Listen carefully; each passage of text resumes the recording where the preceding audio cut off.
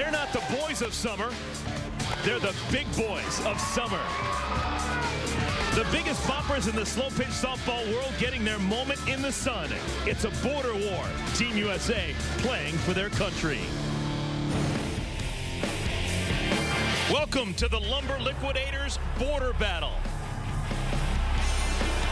We are here in Oklahoma City, where softball is the theme of the weekend. Here at ASA Hall of Fame Stadium, the women giving way to the men for the next couple of hours. Fans getting ready to see the biggest, the strongest, and the fastest in the world of slow-pitch softball getting after it. It's a border battle, Team USA against Canada. So glad you could join us. My name is Eric Collins. Folks, if you've never seen elite level men's slow pitch softball, you're in for a treat. This game is exceedingly quick. It's got tons of power and surprisingly good defense. Now, to help me call this game is a man that you may know from his time at the Major League Baseball level. Doug Flynn, 11 years playing Major League Baseball, won a couple of World Series titles with the Cincinnati Reds back in the 70s. Also could flash the leather.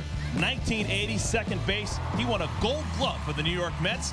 And beyond that, well, the reason he's here with me today is because not only did he play 11 years of big league baseball, but when his career came to an end, you kept on playing elite softball. I got to ask you, how do you go from playing Major League Baseball to playing slow pitch softball? Well, one is I wanted to stay competitive and keep doing something that I felt like I was in pretty good shape. It's probably the passion, Eric. I have a passion for slow pitch softball. I love to play it. Plus, I knew when I came to the ballpark, unlike my big league career, I had a chance to get a couple of hits. All right, there's a lot of differences between this game and maybe some other slow pitch softball that you've seen played in a beer league or whatever. Let's talk about some of the differences. Well, the bases are 65 feet. It's a little bit longer than the ladies. They play at 60 feet. The pitching distance is 50 feet as opposed to 43 for the ladies. There's 10 defenders in the field, and you're going to see a lot of five-man infields in the games today. The batter starts with a 1-1 count, and if he hits a foul ball with 2 strikes, that's going to be an out. And then any home run hit after the 10th homer is also going to be an out. And that's something that's unusual for this game. These guys only have 10 home runs instead of unlimited.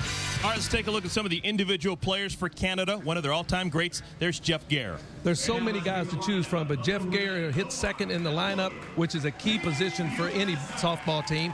He also solidifies that infield by playing second base. He has really good hands, good range, and, of course, all of these guys have great power. Well, a returning player from last year's Team USA roster, J.D. Genter. Let's talk about him. J.D. Genter is going to be an important factor today. With the wind blowing out, guys are going to try to keep the ball in the ballpark.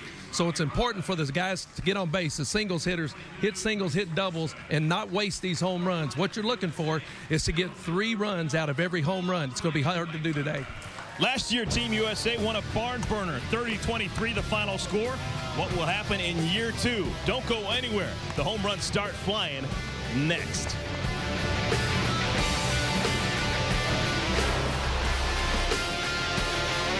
The Lumber Liquidators Border Battle is brought to you by Lumber Liquidators. For the best deals anywhere on hardwood flooring, Lumber Liquidators. By Progressive, making it easy to shop for car insurance. Now that's Progressive. And by ASA. Play ASA. Welcome, everyone. Glad to have you here. It's the Lumber Liquidators Border Battle. The Canadian national team taking on Team USA. This is the second running of this event. Last year, Team USA winning by a final score of 30-23, 64 combined base hits in that game. Let's take a look at the Lumber Liquidators Canadian starting lineup. It's going to come in 2 different pages for you. Dave Bolt leads things off. Jeff Gare. Brian Higginbotham hits third. He'll also pitch. Frank Henry from Montreal is the catcher. Todd Cadenhead. Jeff Filardo is the first baseman. This is the second part of the lineup. There's going to be 11 different Canadians that will hit. James Kelly at third. Ryan Cayley, the shortstop. Mike Cook out in left. Jason Gillichin is the right fielder. And Kevin Bergen is the middle infielder. Take a look at the progressive keys to the game. Doug, what do you have? Well, I think the key for Canada is going to be to make the routine play. There's going to be a lot of balls that are going to be hit hard in this game with the talent that's on this field. If you give the United States an extra out, that could be worth 5 or 6 runs. So I think the key for them is going to be make the routine play. For the United States, with the wind blowing out and all the power they have, it's being able to harness that, get a few guys on base before they start unloading. Take a look at the distance markers, and we have seen yesterday in one of the exhibition guys that were hitting them out to the 450 mark. Rusty Baumgartner hit one over on the other field somewhere near that 500 mark. That is amazing. That's the practice field, 200 feet beyond the left field wall. I think another thing for Canada that's real important is they need to get off to a good start. That will get the nerves out of the way, but for them, get some runs early. Our first pitch hit on the ground, third baseman diving. This is J.D. Genter, and he's got no chance at all. Once you leave your feet, particularly with a guy with the speed of a Dave Bolt, you got no chance. Infield base hit for Bolt. Dave Bolt is an outstanding player. I know we did the feature on him last year. He is a great leadoff hitter. He can hit to all fields, and you saw right there, he just hit the ball on the ground in the hole. Tough play for Genter. So run on at first base, and here comes the second baseman, Jeff Gare. Pitcher, Scott Brown, wearing a mask. That happens frequently at this level of softball. The ball's just flying off the bat. And a lot of them are wearing shin guards, or the things that the soccer players wear on their shins, because the ball is getting there so fast. Scott Brown from Andover, Minnesota, Twin Cities area. This is his second year in this event. Ball hit hard right back up through the middle. That's going to be another single for the Canadians. Moving all the way to third goes Dave Bolt. So Jeff Gare gets himself a hit. Jeff Gare has one of the best swings in softball, and he plays in the States with Northwest Combat, but you can see right there he just has a great swing, takes the ball up the middle. And with a five-man infield, you try to keep three fielders, meaning the pitcher is a fielder, three on one side of second base and three on the other. Right now you've got all of your infielders to the left side, so that means the pitcher will go to the right side and hopefully get a double play. This is the opposing pitcher, Brian Higginbotham. And he'll be trying to hit one out. Hits this one high and deep, and this one is going to be our first home run of the ball game. Wow, onto the roof. Brian Higginbotham, born in West Virginia but lives in Canada now, was an all-state swimmer and is one of the best players in softball. And that's the way you get it done. In a game like this with 10 home runs, you try to get a couple of men on, and your goal is to score 30 runs on those 10 home runs. Here's a bomb that's hit off the building out in left field. This one goes somewhere near the 400-foot mark, it looks like. Wow, just a pretty swing, just a powerful swing. Good player. Well, if you're a fan of Team USA, or if you're feeling a little bit down right now because Canada's jumped up to a 3-0 lead, don't worry about it. We're going to see more runs in this ball game. Last year we had 53 combined runs. 3-0 lead for Canada. Nobody out here in the top of the first inning. This is Frank Henry from the Montreal, Quebec area. And he takes a strike. He's now down in the count 1-2, and that is big. With 2 strikes, any foul ball, and it is out. And he is out. And I think that's a really good rule to help speed up the game a little bit. But these guys really don't need too many pitches. They're that good of hitters.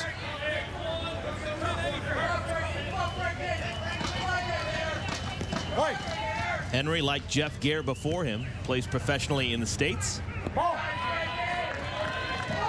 2 balls and 2 strikes. Every batter, in the minute they come to the batter's box, starts with a 1 ball and 1 strike count. And now it's going to be full. 3 balls and 2 strikes. Going the other way. This is deep, and that's a home run, but that's probably the last thing that Henry wanted to do. That's exactly right. He was trying to hit that ball in the gap, but these guys are so powerful with the wind blowing out. If you spin it just a little bit, that ball will get up in the air and will really travel. So that's a solo home run, and remember, folks, you only get 10 home runs the entire ball game, and they just wasted one and only got 1 run out of it. Let's take a look at the United States Lumber Liquidators defense. Scott Brown is the pitcher. He is throwing to Brett Helmer. It's an infield of Bumgartner, Eisenhower, McGavin is the shortstop, Genter over at third, middle infielder Brian Wegman, maybe the best defender on the field, an outfield of McCraw, Baker, and Jason Kendrick from left to right. Rick Baker has won 5 ASA Gold Gloves in center field. This ball hit to the gap in right center field. It's going to bounce off the wall. Go home. Todd Cadenhead is going to get himself a stand-up double. Todd Cadenhead is probably their best home run hitter. Coach, I'm going to need a couple balls. He's also couple balls in there. the co-captain of this ball club. And the other co-captain may not play, or he may play later in the game, but just got out of the Air Force, the Canadian Air Force, and they put him on the roster, and it was kind of a nice tribute to him. Still nobody out. Jeff Falardo will bat. Former draft choice of the Los Angeles Dodgers back in the early 90s. They call him Grubby. He gets a base hit into center field. Let's see if they send Caden Head. He's rounding third, and he'll score. It's now a 5-0 lead for Canada. RBI single for Falardo.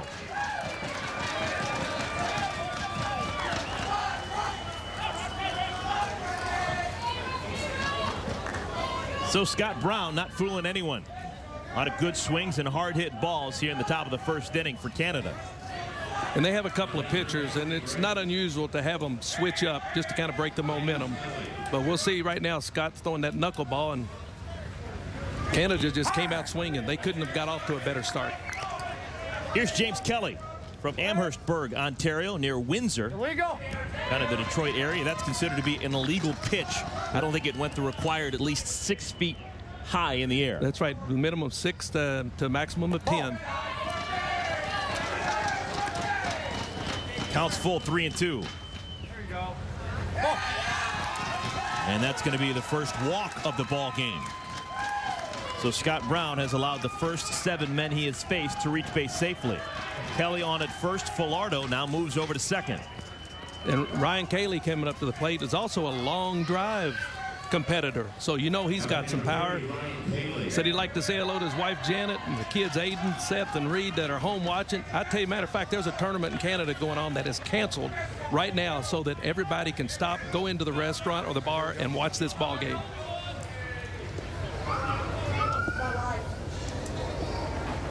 First pitch to Cayley is a called strike, so he is down in the count, 1-2. Left-handed swinger from London, Ontario. Has a day job as an electrician.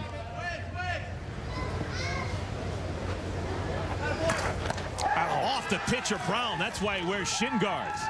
Coming around to score is Falardo. Moving into second goes Cayley. It's an RBI double off the pitcher for Cayley. If I came back to play today, I believe I'd have to be in the outfield. These guys are so strong, and this is just an absolute rocket. Scotty Brown not rubbing anything, so evidently he's got those shin guards on for protection. So still nobody out, top of the first inning. Scott Brown just trying to figure out how to get these Canadians to hit into an out. This is a deep foul ball. And Mike Hook is now down in the count, of 2 strikes. Hook, the left fielder from Milton, Ontario. 1 ball, 2 strikes. Played a little college baseball at the University of Louisville. And we see there's several guys here who have baseball backgrounds. On the ground, this could be the first out of the ball game. Fielding it from the middle infield spot is Brian Wegman. They get him out at first, but coming in to score from third is James Kelly. So Kelly aggressive on the base paths. The Team USA just thrilled to get their first out. Yeah, and this game is such a game of momentum that once you get one, it seems like the others will follow. But offense works the same way in slow pitch softball. Once you get going on that offensive momentum, it is tough to stop the ball club. So 1 out now. Cayley still on at second, and this is Jason Gillichin, right fielder from British Columbia. He lines a single into left field.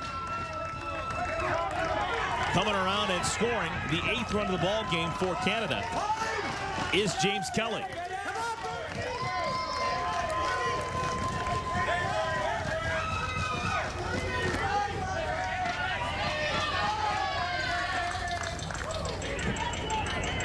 You know, in the exhibition games that Canada's been playing, they have looked better and better each game since they've been out here. They've been hitting the ball very well, playing with a lot of confidence. They've got a lot of returning guys that played here last year, so they're not intimidated at all about being on television. Kevin Bergen is the 11th man to hit here in this first inning. It's an 11-man lineup. After Bergen, it'll be the top of the lineup. High pop. This is going to stay in the ballpark. Underneath it, Jason Kendrick with the squeeze. They're now 2 outs. Moving over to third goes Hook.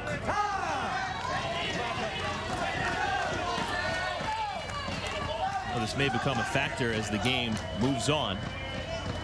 We do have a run rule in effect for this particular border battle. The game is going to end if either team is leading by 20 runs after 4 innings or 15 runs after 5 innings. And last year it was close to being that until the USA had a very big inning. But both of these teams are capable of putting big numbers up every inning. Two outs now, and this is the leadoff hitter. Dave Bolts is going to get his second hit of the inning. This is going to drive in another run. Extra bases for Bolts, who can fly. He stops at second. So here in the first inning, Dave Bolts a single and a double.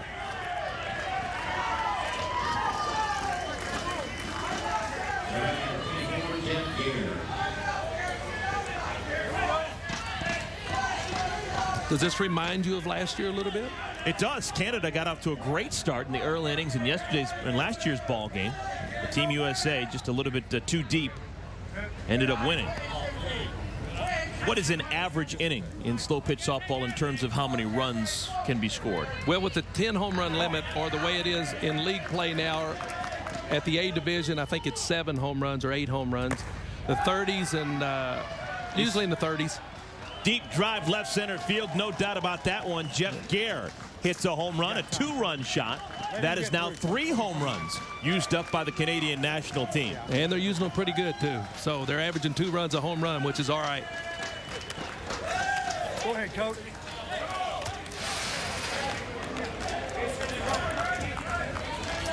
What a pretty swing right there. Wow, this ball is just hit on a line, goes right by the scoreboard. No doubt about it, when he hits it, watch out for your automobiles, ladies and gentlemen. And you see right now a good chance to go out and break the momentum a little bit. And that's all that Steve Shortland's trying to do, is to go out and break the momentum of this team that's on fire. Got one more. There's Steve Shortland breaking the huddle after talking to Scott Brown and the rest of the infield. Steve Shortland was also the head coach of Team USA a year ago. Shortland also the coach of the U.S. Armed Forces softball team. In talking to him, I like that he said, you know, there's so many talented players to choose from, but it's very important to him that they choose guys that also are the utmost top character. And so far, these guys have been wonderful for the whole week. They are a good bunch of guys, both sides. Brian Higginbotham, home run his last time up. Hits this one hard into the gap in left center field. So another rally starting. Higginbotham on his way to second.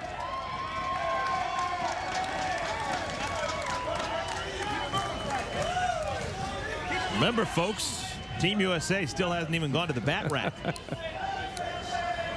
Well, they certainly got their work cut out for them now. We're seeing a free swing and loose Canadian team right now.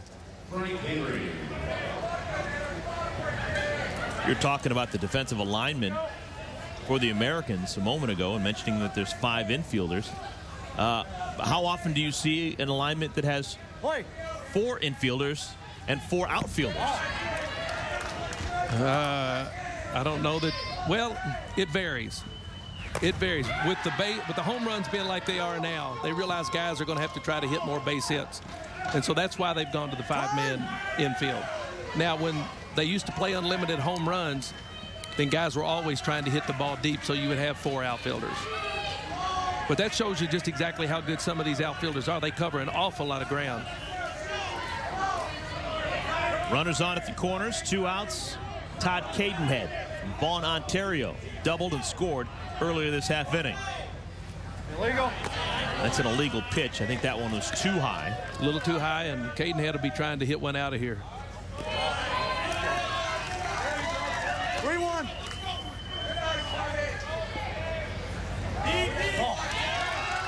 Second walk of the inning. Scott Brown walks Cadenhead, and the bases are going to be loaded. Now, this would be a great time for Canada to hit their 4th home run. Well, you can bet he'll be trying. And most of the guys in the lineups are home run hitters. But I love the format now because you have to be a two-way player now. You have to play defense, and you also have to be a pretty good offensive player. This is Jeff Falardo. And Falardo hits it deep to center field. And what do we have? It's gone. A grand slam home run. I thought Rick Baker had it. I think he does have it. He's got his foot stuck in the fence. We're waiting. Does he have it? Show us the ball, Rick.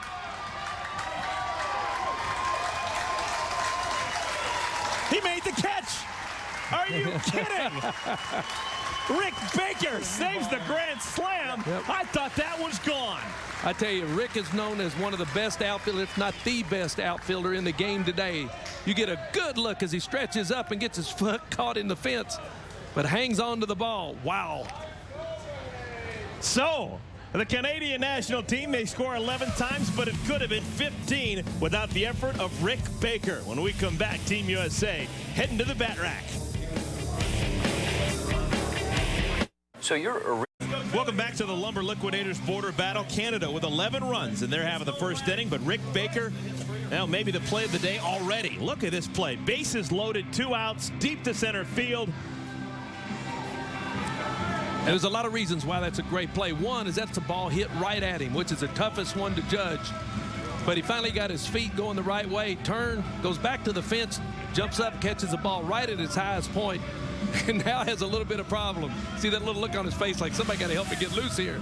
Great play that saved 4 runs. Let's take a look at the Lumber Liquidators starting lineup for the Americans. They will bat 10 men in today's ball game. We'll take a look at it in 2 different pages. Brian Wegman, Brett Helmer, J.D. Genter, Johnny McCraw, and Rusty Bumgardner. All 5 of those guys played in last year's border battle. Rick Baker, Jerry Eisenhower, Scott Brown, the pitcher, Jason Kendrick, and Jeff McGavin. Yeah, Wegman's just a tremendous player, known for maybe the best 2-way player in the game. Brian Wegman gets himself a base hit. Solidly hit to center field. Runner on at first, nobody out to begin the ball game offensively for Team USA.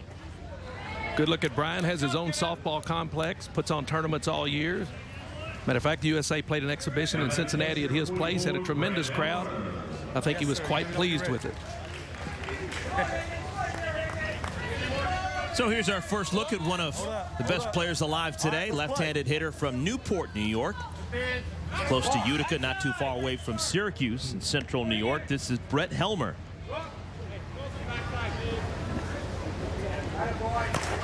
Helmer lines it right to the shortstop. Ryan Cayley has him shaded perfectly. Ball was hit hard, and it's also one of the strongest men on the USA team, bench pressing over 500 pounds. He's trying to just base hit. Take a look at the Canadian defense. Higginbotham, the pitcher, throwing to Frank Henry, Falardo, Gare, Cayley, Kelly, and Bergen are the infielders, and it's an outfield. 3 speedy men: Mike Hook, Dave Bolton, center, and Jason Galachin. He is in right field. You notice the midfielder that time. You see him come back into your pictures, trying to set up the hitter. This one hit to center field, pretty deep, gone. J.D. Genter, his first home run of the ball game. Well, I know he wasn't trying to do that, just trying to fill the gap with a base hit. But these guys are so strong, that ball got up in the air and puts the USA on the board. Doug, you make a great point. There's limited home runs in this ball game, so you want to take advantage of when you hit a home run. It needs to generally be a 3-run home run or a grand slam. How are guys trying not to hit home runs? Well, it's funny about this game. If you hit it square, solid on the nose like Helmer did, the ball won't get up in the air. You almost have to miss it a little bit, so it puts that backward spin on it.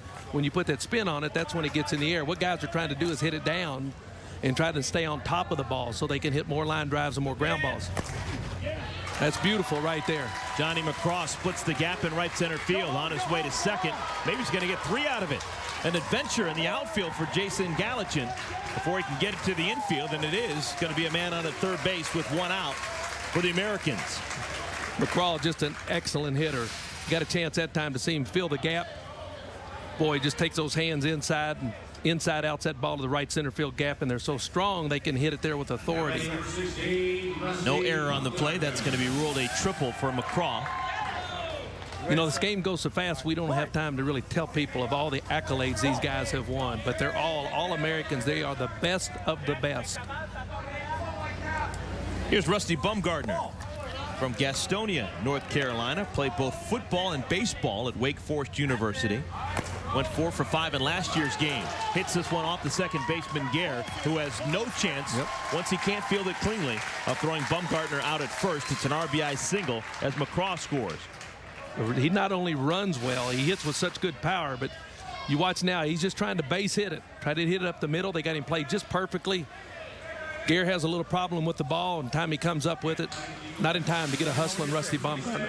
You know, I gave Baumgartner a base hit, but the official score did not. That's going to be ruled an error on Jeff Gare. It's a tough league then, because that ball was hit awfully good. And that's spoken as a Gold Glover at the big league level. My partner Doug Flynn winning the 1980 Gold Glove with the New York Mets before playing a professional slow pitch softball after his career coming to an end.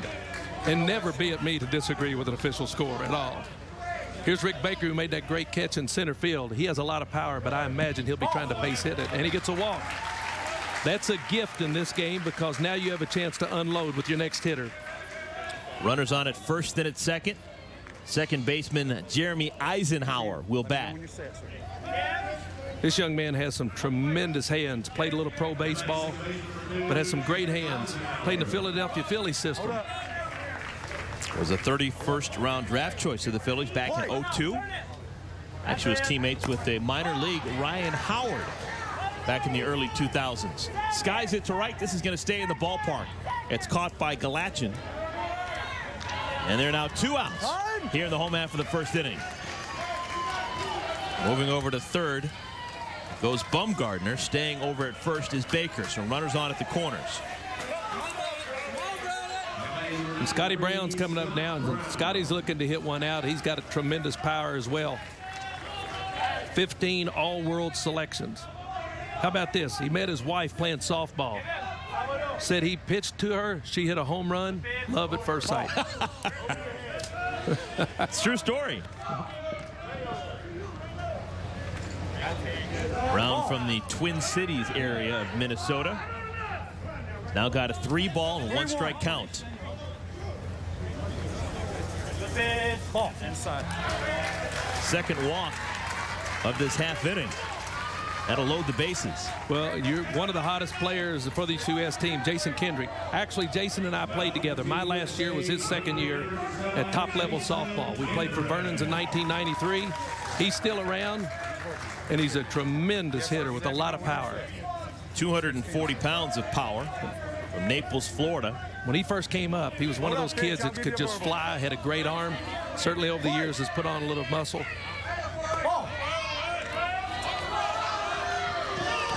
You know, right now, Higginbotham having a hard time throwing strikes. Play. 3-1. So Higginbotham in danger of walking in a run. Play. There's the strike, counts full. Play. To center field, coming on and making the play is Dave Bolt. So, Team USA, they leave them loaded, and we move to the second inning with Canada on top in this border battle by a score of 11-3. We'll be back in a moment. Let's see what Canada can do in their second look at Scott Brown.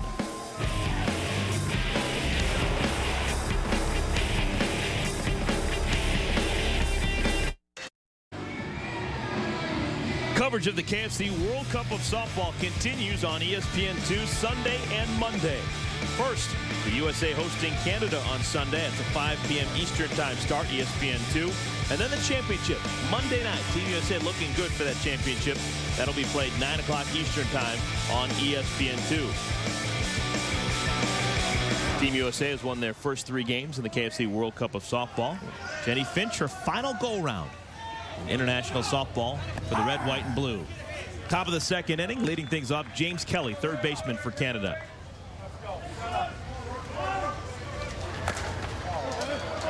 Hard hit and foul. That was with 2 strikes, and so that's going to be an out. So James Kelly can't keep it in fair territory, and he's the first out of the second inning. Doug, let's talk about the pitching of Scott Brown and what he is doing on that pitcher's rubber. He seems to be moving all over from left to right before throwing his pitch. He throws a knuckleball, and he'll kind of see which way it's going the best with the wind. And depending on a right-handed or left-handed hitter, he has a ball that moves into left-handers and away from right-handers. So he's just trying to find the best place that he can pitch these guys to try to keep them in the ballpark. High chopper, it's going to be a tough play. Eisenhower, not in time.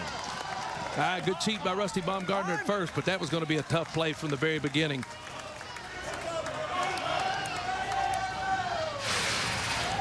Cayley showing a little bit of speed as he gets down the line. You see Rusty he beats it pretty easily.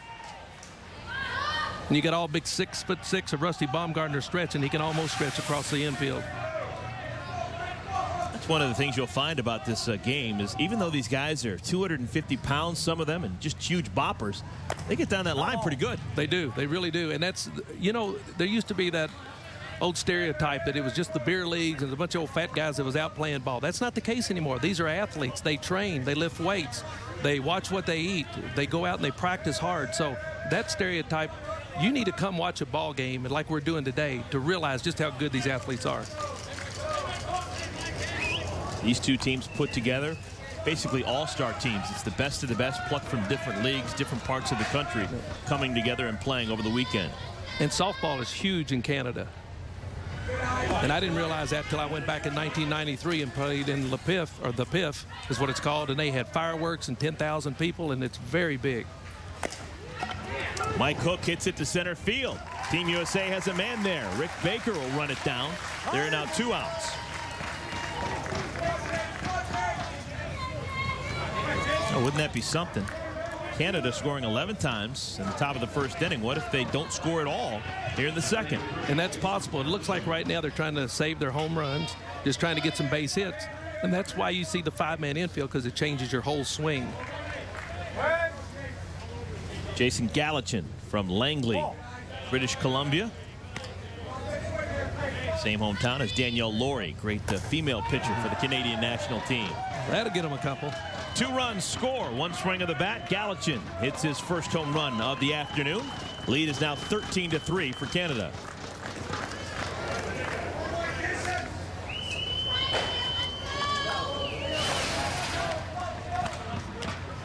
Couple balls, coach.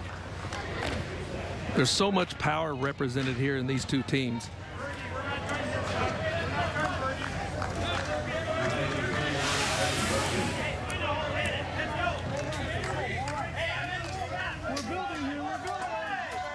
So next man in line, Kevin Bergen hits, trying to restart a rally. How about this guy? August the 2nd, he leaves to play pro hockey in France. And his father hit the first home run at the PIF, which is one of the huge tournaments in Canada. And I think he got like $1,000. They said whoever hit the first home run up there. So his dad did that. So it's kind of neat.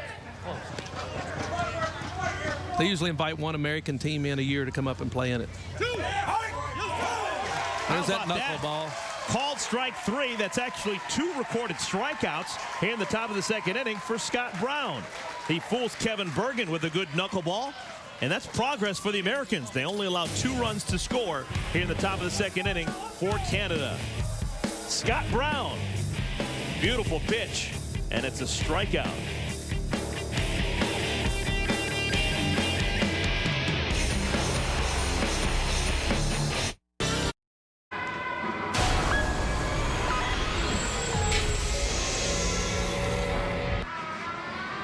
Welcome back, everyone. ASA Hall of Fame Stadium here in Oklahoma City. This is the Lumber Liquidators border battle. Canada on top of Team USA, 13-3. Brian Higginbotham back on the mound for his second inning of work. We've seen 5 home runs so far in the ball game, 4 by Canada, 1 for Team USA. Leadoff single here. Jeff McGavin gets the base hit. He's the number 10 hitter in the lineup. He's aboard. Nobody out here in the second. Big Detroit Tiger fan. He and his family, his mom and dad, wife and baby Braden, all drove here from Cincinnati. I said, man, wasn't that a long drive? They said, yeah, but it was well worth it. And you know, to a man, regardless of all their accomplishments, every single player has said the greatest thrill in their life has been to put this uniform on and play for the USA. Top of the lineup again. Brian Wegman bats for a second time. Singled and scored in the first. You talked about how he may be the best two-way player in the game. Great hitter, but also valuable defensively as that middle infielder. He can play anywhere, but he plays up the middle and has a great arm and really good hands. Pops it down the right side. Foul territory, out of play. Counts full 3-2. Wegman, like so many of these guys for Team USA, played college baseball, played at Evansville. 3-2 count. Makes his home in Hamilton, Ohio, just outside of Cincinnati. A good Midwesterner. All the way. Inside. Line drive into the gap, right center field. That'll make it to the wall and rattle around a bit. Chugging around third, McGavin being waved around. He'll score easily. That's a stand-up triple for Wegman. Doug, do you change your approach with 2 strikes on you when you know that a foul ball will be a strikeout? Absolutely. You're thinking middle of the field, and right now middle of the field is all right. The gaps, as we can tell, are wide open. You can see he's thinking nothing but hit it to the right center field gap on that pitch.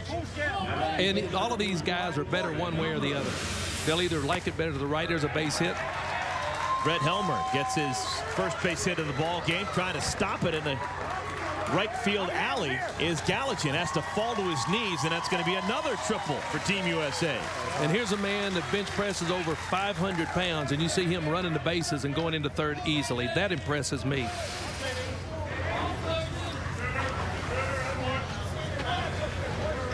So these guys are not just home run hitters and power hitters, but they're great base hitters. That's why most of them hit well over 700, 750 throughout the course of the year. Hold on, pitch. Still nobody out here, home half of the second inning. J.D. Genter, third baseman, swings at the first pitch, and he pokes it into the gap in right center field. That'll score Helmer easily. It's going to be an RBI single for Genter.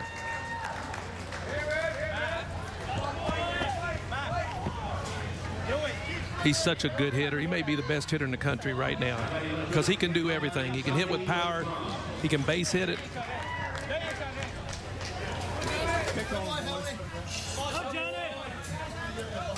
And that's kind of the standard now. You know, like when people ask, what did we hit in softball? It's kind of somewhere over 700 is what puts you in that elite group. Another bullet, this one to left field. Johnny McCraw gets his second base hit of the ball game. Runners on at first and at second. Now, hang on. Tie down the children, ladies and gentlemen, because this man will be trying to hit one 500 feet. Take a good look at the signs out there, and he was hitting them well over those trees in practice yesterday. Rusty Baumgartner from Gastonia, North Carolina. Reached on an error his first time up. Wait on the verbal pitch. Baumgartner, part of 5 ASA National Championship teams.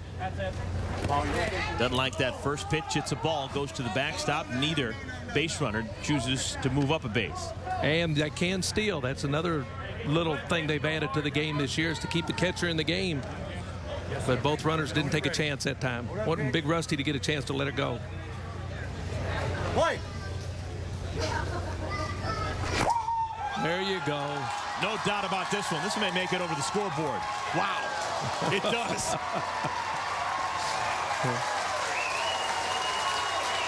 Don't think you can hit it any harder than that. 3-run home run, Baumgartner. I think Rusty would tell you that he got all of that one.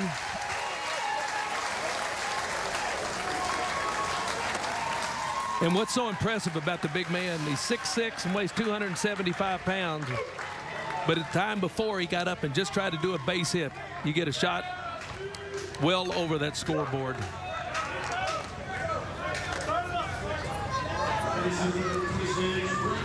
So the lead for Canada is now just 4. At one point, they had an 11-0 lead after their half of the first inning.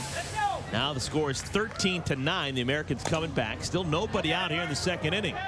Flare down the left field line, and it's caught by Mike Hook. That's the type of defense you need to play at this level of softball. Well, that's why Canada is going to stay in this ball game, because they can run it down in the outfield. And we saw a good example of Mike Hook. Got a good break. The ball kept drifting away from him, but he stayed with it, made a good over-the-shoulder catch. Yeah, that ball was hooking and getting away from him. Boy, he does a nice job of getting to it. First out here in the home half of the second inning. Now the second baseman, Jeremy Eisenhower from Olathe, Kansas. He flat out to right his first time up. His first base hit. into left field. Cut off nicely by Hook, trying to cut him down at second. Throw is too high and too late. Double for Eisenhower, who runs really well. You could see he was thinking double all the way on that ball. Behind you guys.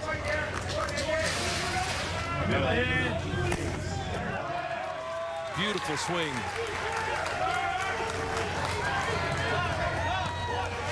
Something to keep in mind. We'll be talking about this all afternoon long. Team USA, even though they're down by 4, may have an advantage. They've only hit 2 home runs. Canada has hit 4 already. Remember, there's a limit of 10 that you're allowed to hit throughout the course of the ball game. It's a fly ball to center field. Scott Brown flies out to Dave Bolt. There are now 2 outs here in this bottom of the second. Scotty was just trying to hit the ball up the middle that time, got under it just a little bit and had some of that backspin on it, but he was just trying to hit a base hit up the middle. And he's guessing a lot with that midfielder too, Kevin Bergen. We see him in our picture lot, number 39. He's moving back and forth, and he's trying to bait some of the hitters. You see the way their infield is spread out now? The one right behind the pitcher's mound, that's Kevin Bergen. And he'll be bouncing back and forth, trying to get the hitters to think he's going to play on one side of the pitcher, and then he'll go to the other side.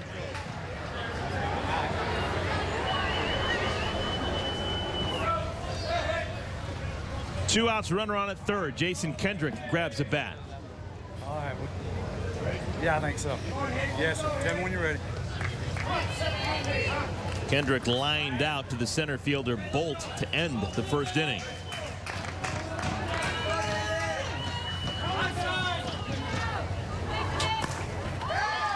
High pop-up. This is going to end the inning. The shortstop, Cayley, makes the play. Side retired. But Team USA, they score 6 times. Score is now 13-9. Third is next here in Oklahoma City.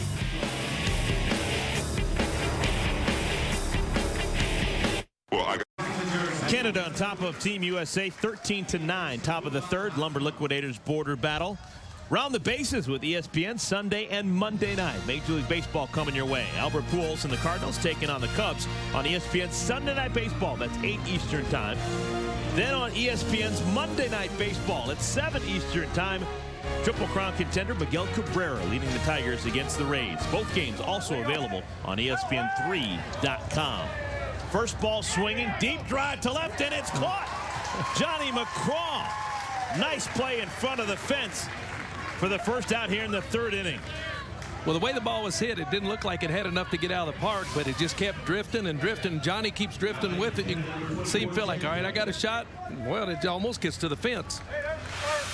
Don't give me any style points on that, John, but great play, buddy. Had a way to play that win. First time today that Dave Bolt has been retired. Here's Jeff Gare.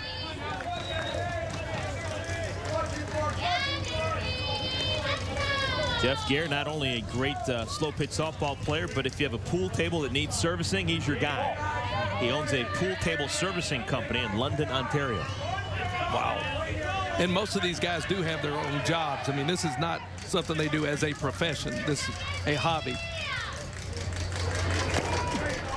Hard smash, tried to backhand it. Eisenhower just can't hang in there. You're one of the best fielders that has ever played at the major league level. You won a gold glove in the major leagues. You also played this sport. How difficult is that play that Eisenhower tried to make? That play is just as tough as it looked on television. The ball is coming off so fast. These guys hit it so hard, and with this infield being like it is, it's getting there on so quick. You used to be able, you watch, that's only one step from him, but he doesn't have time to get over in front of it. So the only way he can do it is try to backhand it, and that's going to be a great play if he makes it.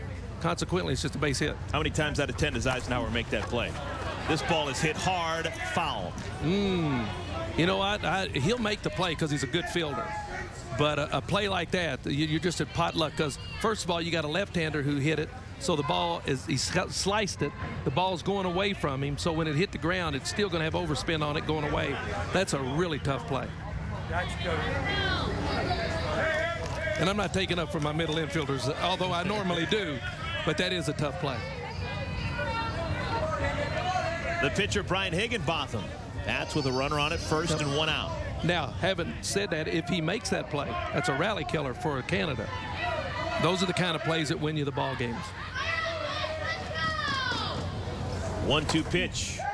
Blasted high and deep down the line. That's another home run, the 5th home run for Canada.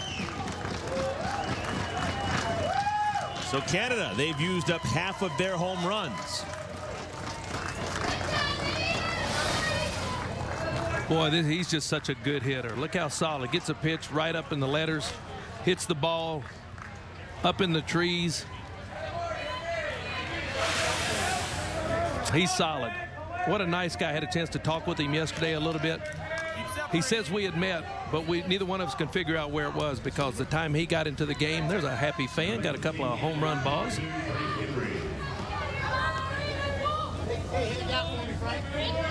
So I told him maybe he heard it from his father or grandfather or something. We can't figure out where we met. Frank Henry, the catcher, loops this one, foul territory, and that's going to make it into the stands. Ball and 2 strikes. Henry's not been retired today, 2 for 2 with a home run. That home run was a disappointment back in the first inning. It was a solo home run. That is something you do not want to do. That's right. Limited to 10 home runs for the team. And they're halfway through here in the 3rd inning. They've been getting pretty good production out of their home runs, but you'd sure like to have a few saved back just in case.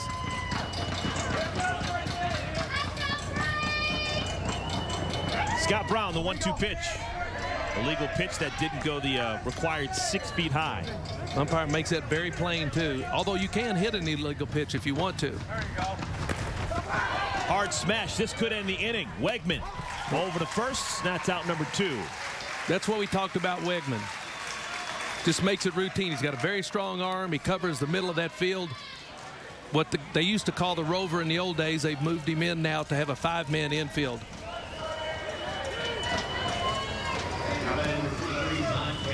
So 2 outs, bases clear. The EP, the extra player, Todd Cadenhead, will bat. 1 for 1 with a walk his last time up.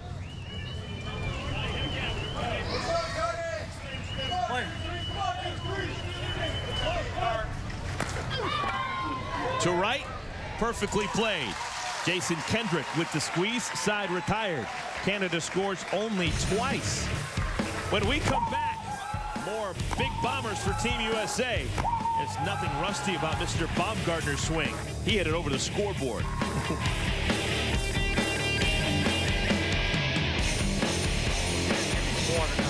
Good game. Canada feeling good about themselves. They lead this Lumber Liquidators border battle by a score of 15-9. We have seen some tape measure home runs. Canada, they have hit 5 home runs so far through their first 3 at-bats. Team USA, they have homered twice in their first 2 at-bats. If you ask me, the longest home run we have seen off the bat of Rusty Baumgartner, his 3-run shot over the scoreboard in left center field. Jeff McGavin leads things off, hitting it to left, and it's caught. Mike Hook, that's his 2nd elite-level play out in left field. I tell you, he's made 2 tremendous plays. He got a great jump on that ball. It's a line shot. If he doesn't get to it, it goes by him for a triple or maybe an inside to Parker, but he makes a brilliant catch. Laid out, good extension. I guess he learned at the University of Louisville. Leadoff man out here in the 3rd inning for Team USA. Here's Brian Wegman, 2 for 2. Couple of runs scored. He has singled and he has tripled.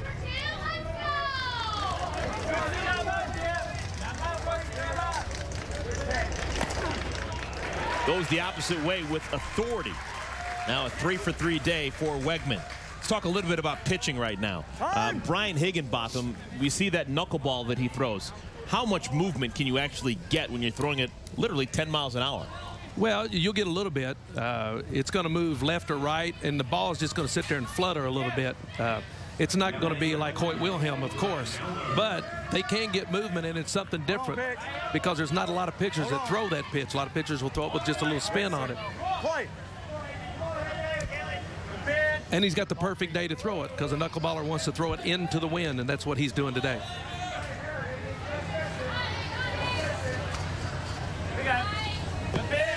Brett Helmer takes down low. 3-1.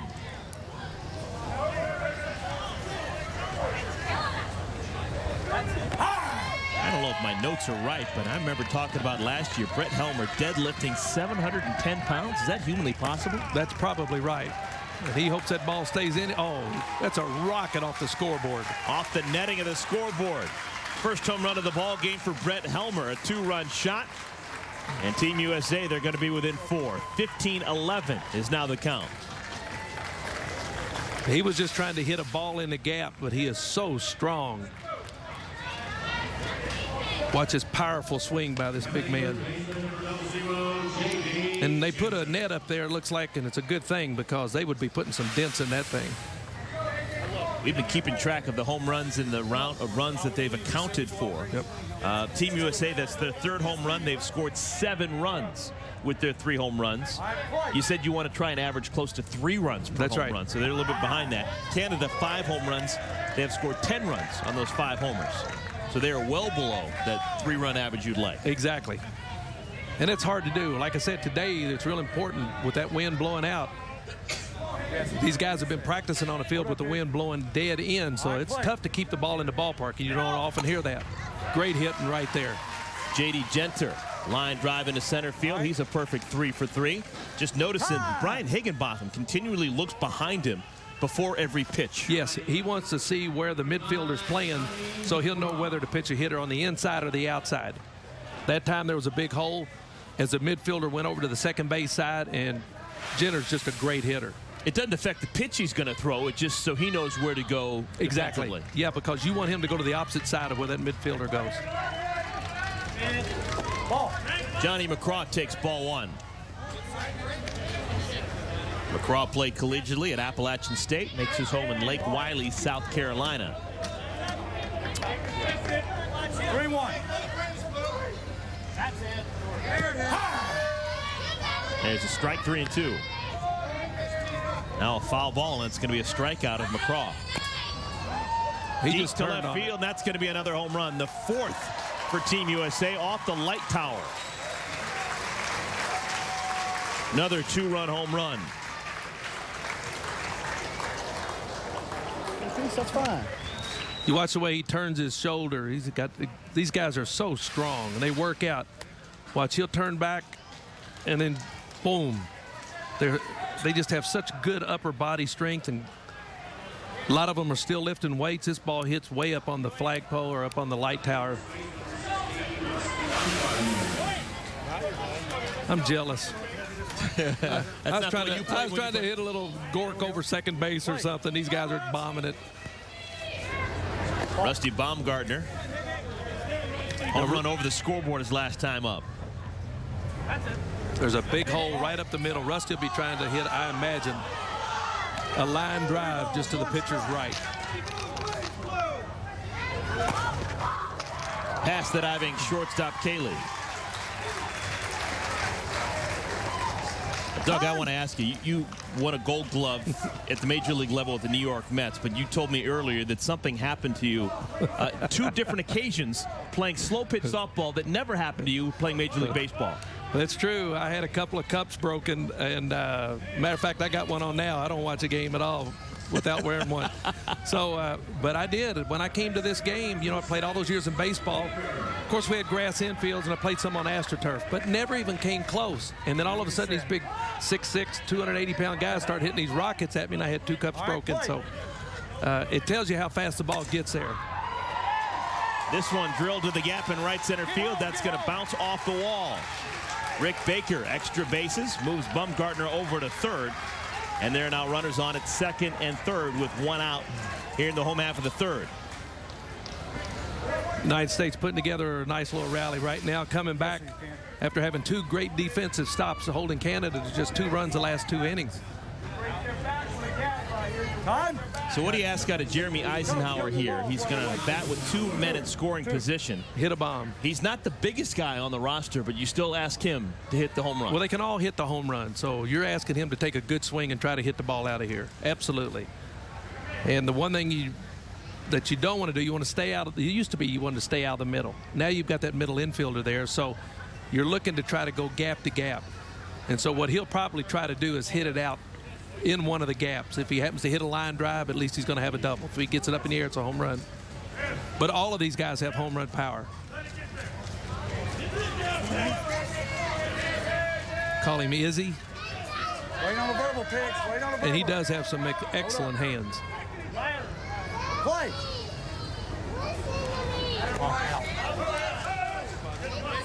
Chance to tie it or go ahead.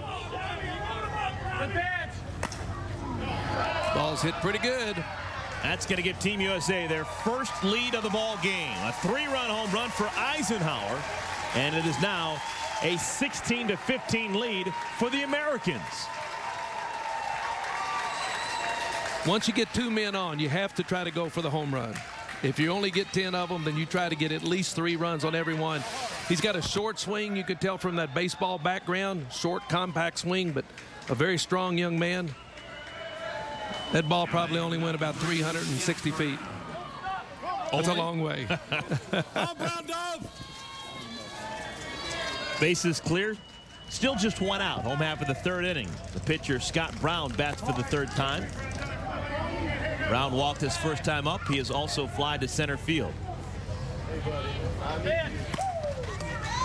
There's his first base hit.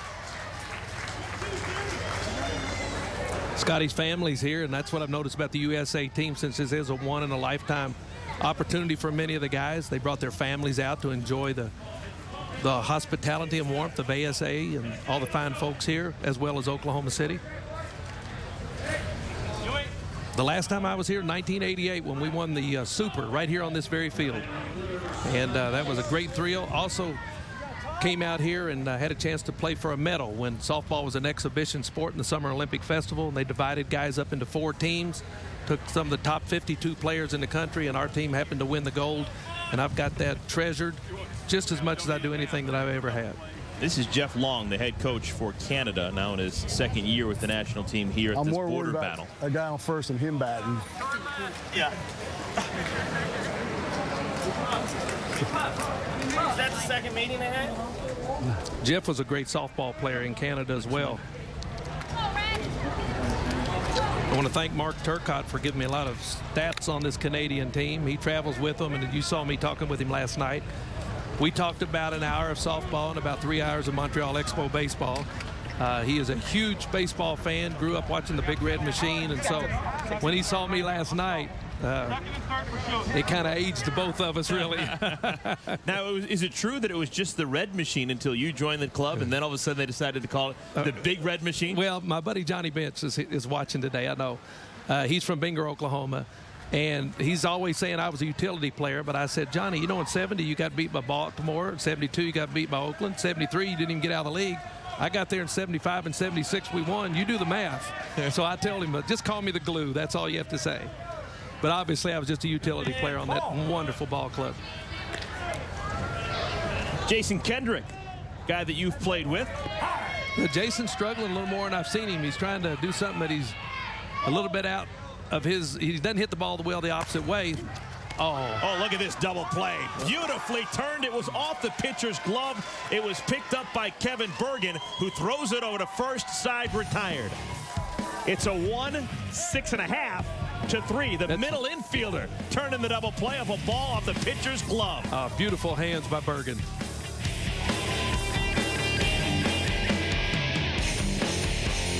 Why do hard? Welcome back, everyone. Oklahoma City Lumber Liquidators border battle. Canada had led for the first couple of innings, but no longer. Rusty Baumgartner and the United States have taken a 1-run lead with former Cincinnati Red and New York Met Doug Flynn, who also played professionally at the elite slow pitch softball level. I'm Eric Collins. Let's talk about this path of this game. Canada had a great start, but that lead's evaporated. Well, they couldn't have got off to a better start. They scored 11 runs in the first innings, and that's one of the things that we said they had to do to stay in the game. The U.S. has shut them down the last 2 innings, and their bats are starting to come to life. They've had a couple of guys that have been swinging it real well, but right now both teams have 5 home runs. That could be a big factor as we move on this ball game. Top of the 4th inning, and we have one fundamental change across the diamond right now for Team USA. We're going to take a look over the next half inning. The hats have changed to a man. Defensively, everyone on Team USA wearing a different hat than they were wearing before. Well, they are honoring all the branches of service, so every guy is wearing a hat from a different branch, as well as for firemen and for policemen. First ball swinging, bouncer right to the second baseman. Eisenhower throws to first. Jeff Falardo is retired for the first out. here in the top of the fourth. You could hear that was an illegal pitch, but he had the option to swing at it. If he does swing at it, it is in play. But, you know, there's a military background right here. As you see the Army hat right there, there's Hank Garris wearing a different one. Steve Shortland, as we said, retired from the United States Air Force. But Randy Raper, who's on this ball club as an assistant coach, is still on active duty. And so a great shout out from Randy to all of his buddies that are over watching this game all over the country. And I think this is just an unbelievable way to honor our military men and women, as well as Pat Sanders, who is a coach also of this ball club, and he is a Marine or a former Marine. And so it's a great shout out not only to what they're doing, playing here, representing their countries. We see a ball hit out of here. There's a solo home run shot. That's probably a disappointment for James Kelly. Last thing you want to be doing is hitting solo home runs right now. That's exactly right. You need to want to at least get a 2-run home run, if not a 3-run home run or a grand slam with only 10 home runs that you're allowed. You're exactly right. But I tell you what, there's men and women over there that are fighting so that we got the opportunity to be here and play the game of softball and baseball and broadcast like you're doing with the Dodgers. So this is a way that Steve Shortland wanted to say thank you and to salute the guys. I also got to say hello to a couple of grandkids. Bo and Mia, Pat Dow Sanders' grandkids, are watching today, and they should be awfully proud of their granddaddy who served our country in the Marines. Tie ball game, 16 apiece. Ryan Cayley, the shortstop. It's this ball to his opposite number. It's bobbled by McGavin and no chance. The minute you don't field it cleanly, more than not, the guy's going to be safe. It's going to be an error. Yes, sir. Second error of the ball game. We have time, guys. And there's a runner on at first with 1 out. I tell you, he's sure-handed shortstop. I've been watching him play for a while, and he's got good hands. That ball comes off the bat hard, and this infield's hard, and if it bounces up or takes any kind of little hop, it's going to eat you up. And number 14 is in. 14 for 30, is that what you're saying? We're having some moves right now. All right, got it, Coach. Wood is 14, right, Mike? Ryan Wood is going to come in Double check be and the make batter. sure. Yeah. 14 is Wood. Yes, that's what I want. Thank you very much. Yes, sir. Okay. No, we're informed by Jeff Long that Ryan Wood is going to come on and pinch hit for Mike Hook. Come on, Wood. Here's something that's kind of interesting. Ryan Wood not only plays on the slow pitch national team, plays on the Canadian fast pitch team. That's hard to do.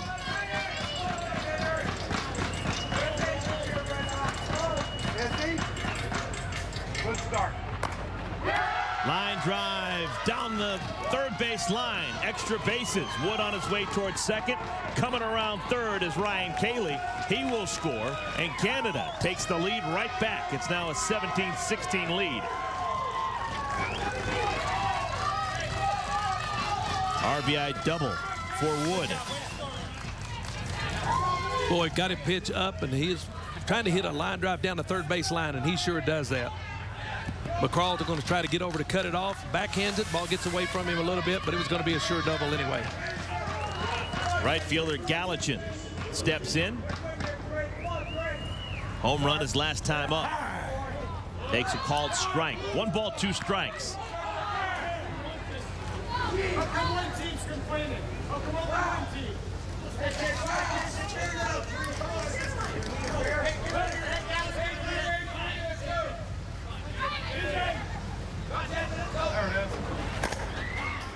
Eisenhower.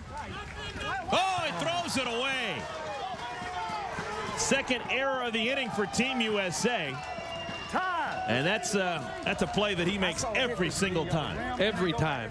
I'm as shocked as you are, because as sure-handed as he is, that was kind of reminiscent of what Steve Sachs got into a few years ago. But I don't know if the ball slipped out of his hand. He's got plenty of time to make the play. There's a hustling down that throw. If Rusty can't get it, you know the throw's away. I don't know if the ball just slipped or what. What do you guys see?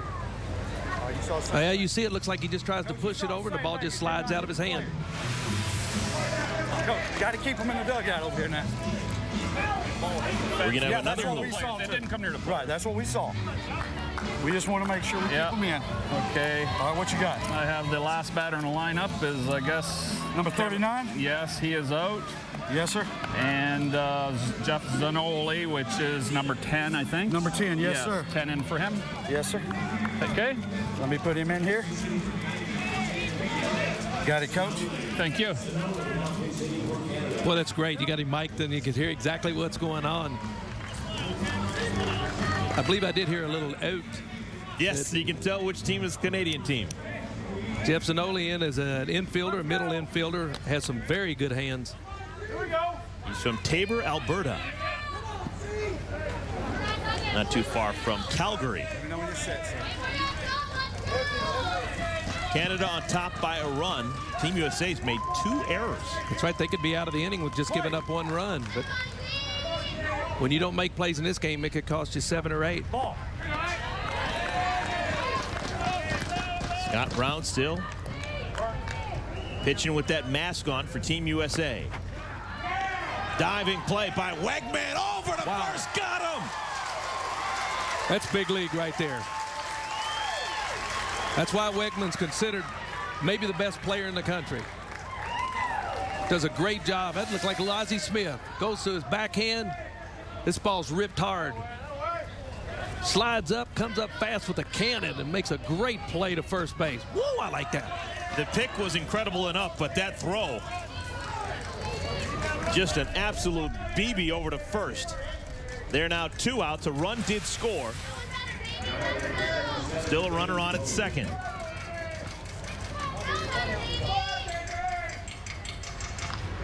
Top of the lineup, Dave Bolt swings at the first pitch and hits it foul. Now he's got 2 strikes on him. Remember, a foul ball with 2 strikes and it's considered to be a strikeout. And this is a tremendous softball player right here.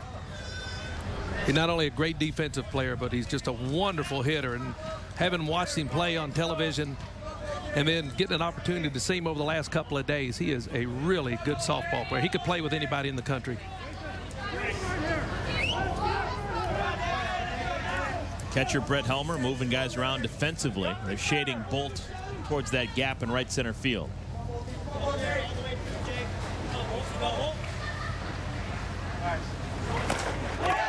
Into left field, that's going to get down. That's going to score another run. 2-out RBI single for Bolt, his 3rd hit of the afternoon. How much different is the softball swing from the baseball swing that you used to use when you were in the major league? It's very different. In softball, you got to generate all your own power. Baseball, the pitcher's supplying a lot of the power with the speed of the ball coming in. It took me about 2 years to really find out how to do it. And there's an art to it. And people ask me, well, could a good all-star baseball team? Ball's hit pretty good to left center.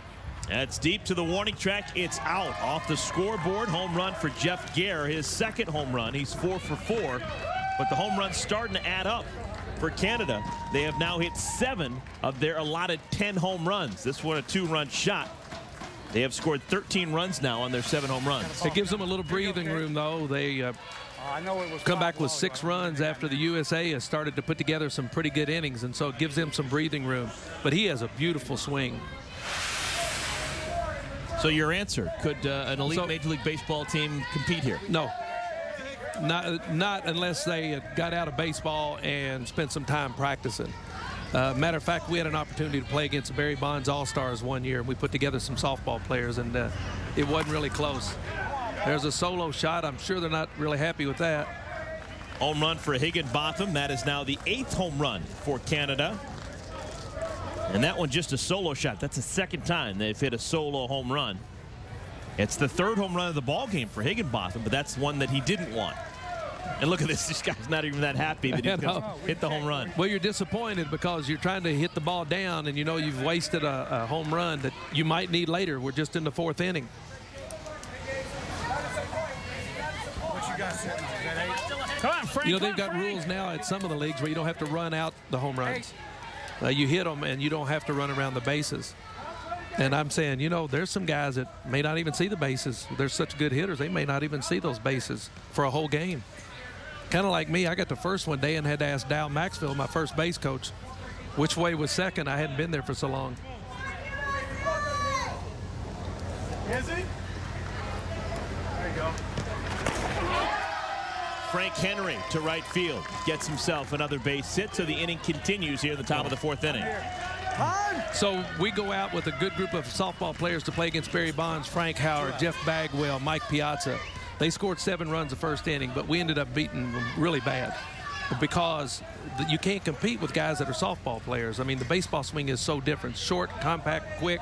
Softball swing is long, and you got to know when to hit the ball, hit it just as it starts on its way down. Baseball players were hitting it on the nose, so they can't. But softball players couldn't go and compete against him in baseball as well. But defensively, was there much of a difference? That game, there wasn't. Extra bases down the left field line. Todd Cadenhead has it rattled around in the corner. They're going to wave around Henry, and he'll score without a throw. 23rd run of the ball game for Canada. And remember, this is an inning that probably should have been over, I don't know, a good 5-10 minutes ago. Team USA with a couple of errors in this inning, giving life to Canada. And as we said earlier, we thought the key for Canada would be to make the routine play, but so far in this game, it's been the United States not making the play. And when you say routine, they're really not routine because these balls are hit awfully hard. But they're plays that can be made. 12th man to hit here in this inning. Jeff Falardo hits it to deep right center field, and that's going to be over the fence for another home run. Home run number 9 for the Canadians. They have just one more home run that they're allowed to hit. After that, anytime the ball leaves the yard, it's going to be an out. So if you're the United States right now, you're not too worried. A couple of balls. But you can see a big smile on his face, but very few times do you see a guy coming in that's hit a home run that's a little disappointed.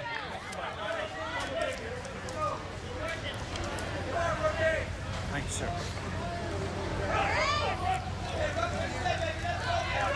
Still 2 outs. Scott Brown being failed by his defense at the beginning part of this inning, and that's why Team USA still out on the field defensively. James Kelly bats for the second time here in the 4th inning. He hit a home run earlier this inning. They should end the frame. McGavin throws. Baumgartner with the tag on the way by. Side retired, but more damage done for Canada. They now have a 25-16 lead.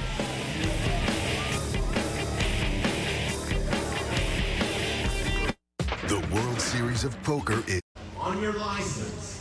Bottom of the 4th inning, Canada now back up by 9 runs. 25-16 is our score.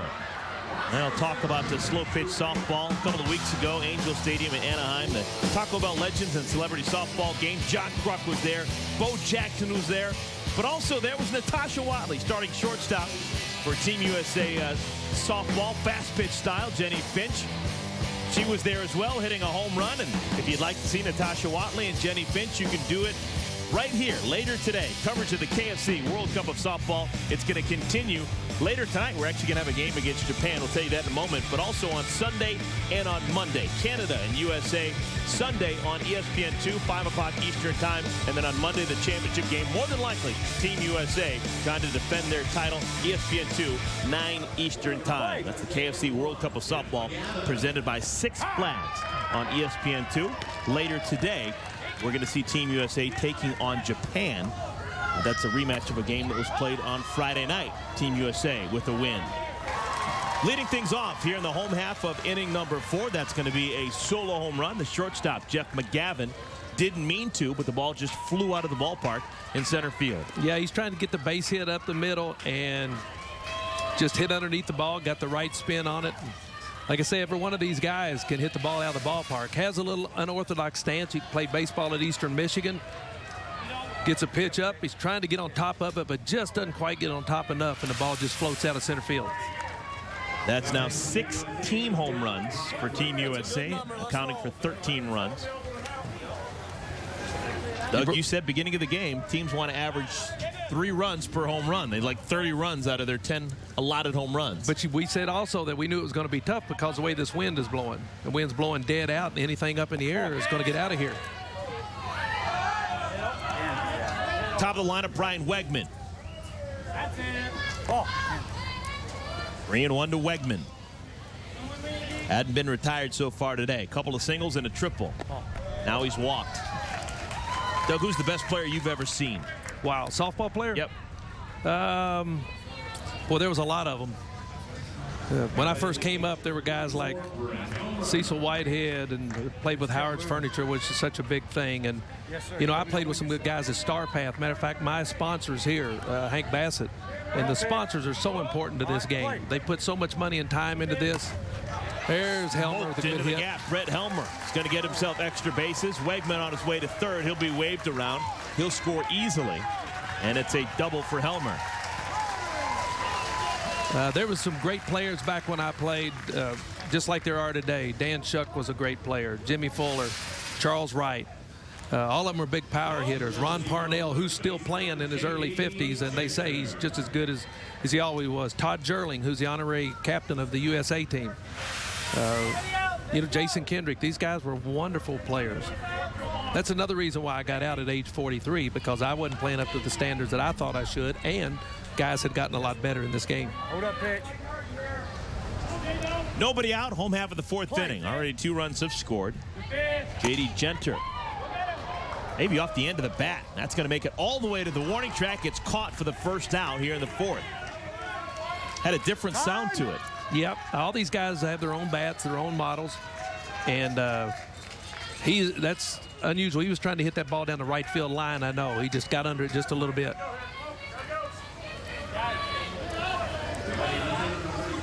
This is big for the U.S. right here, though. They need to put something together to try to get back into this. Canada's playing extremely well, and they're very loose. They've shown that they can base hit it. Yes, sir. You know what you said. Hold up, pitch. Lead is 7 for Canada. Play. Johnny McCraw hits it high and deep to center field, and you could tell with the grunt and the groan after he hit it. It's a home run. That's the good news. The bad news is it's the 7th home run hit for Team USA, and it's only going to count for 2 runs. Well, better 2 than 1, but you'd still like to have the 3-run homer. And then I know he was trying to hit the ball in the gap. And let's take a look at the Six Flags game track as it ejected. Johnny McCraw goes back to the dugout. Canada 11 runs in the first inning to give themselves a big lead. They also had a 10-run fourth inning. The Team USA slowly but surely coming back. They have now hit 7 home runs through the first 4 innings. There's a limit of 10 home runs that each team can hit. After the 10th home run, if the ball leaves the ballpark, it's an out. Team USA's hit 7, Canada's hit 9. And we could get to that 10 pretty quick, and then we'll start to see exactly how good the defenses are and how good of base hitters these guys are. Rusty Baumgartner hit a ball over the left center field scoreboard. Rusty can hit the ball all over the place. That time looking to go to first base or down the first base line. He doesn't want to hit a home run, and there's a walk for him.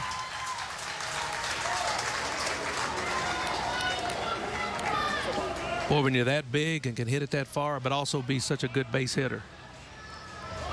And you notice Higginbotham does not wear a face mask. And it doesn't look like he has any shin guards on. He's tough, but he's got those glasses on. He's such a good player and has been for so many years. Is that tough or is that crazy? I think the answer is yes. Oh, right back to him. Double play. Who needs a mask when you got reflexes like that? Higginbotham on a ball scolded right back to him with the backhand and the quick throw to first to retire the side. And right on cue, you see why Rusty Higginbotham is one of the best players, not only in Canada, but in the world.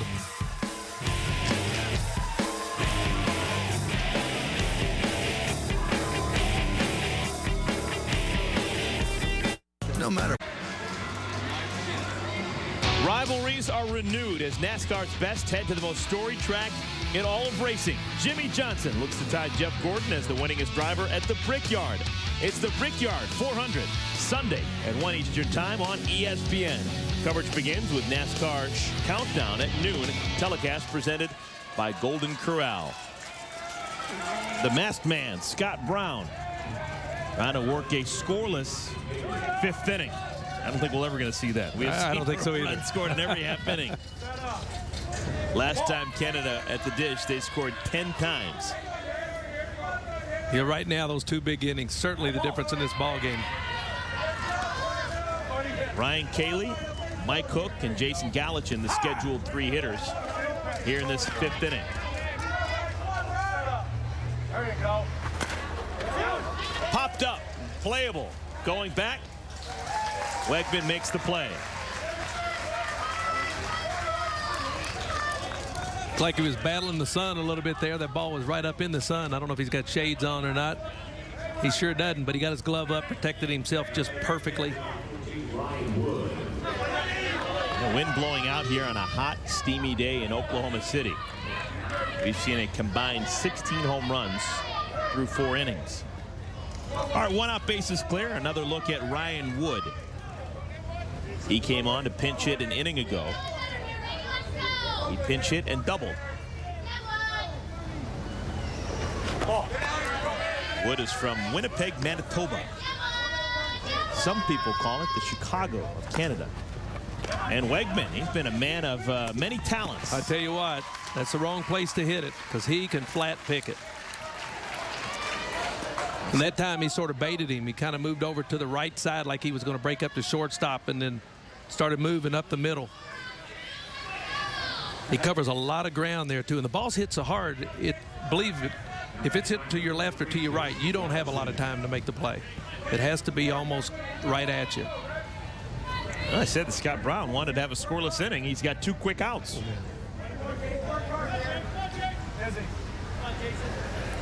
Jason Gallatin takes ball. 2 balls and a strike. There's a strike, 2-2. So Brown is 1 pitch away from having a 1-2-3 inning.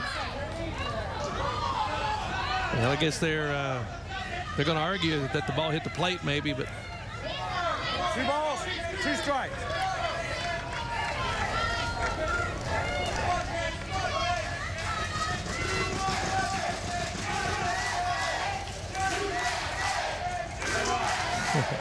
Brown, the 2-2. kind of wondered when that was going to start happening. You let me know when you're ready. 3-2. Yes, sir.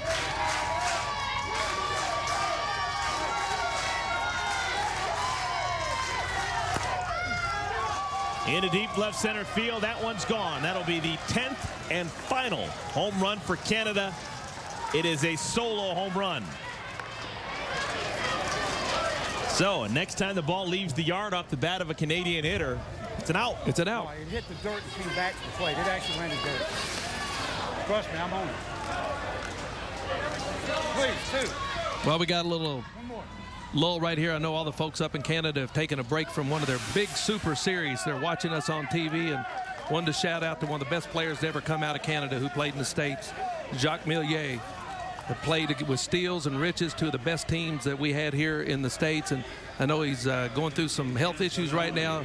But for somebody who played against him and for all of us that are here at this game, I know his teammates and guys on both sides want to wish him the very best. Team USA down 26-20. Top of the 5th inning. 2 outs. Jeff Zanoli, his 2nd plate appearance, and he takes a called strike. 1-2, and these Canadian hitters not happy at all. Coach, we're not going to talk balls and strikes. That's right through the zone. It doesn't matter where it lands. How come everyone in the park even? I don't care what they do. We know where the zone is. Now let's play ball. All right, here we go. All right. I know what you're talking. Here we go. Here we go, sir. Sir, 1 ball, 2 strikes. 1 ball, 2 strikes. So a foul ball here, and it's a strikeout.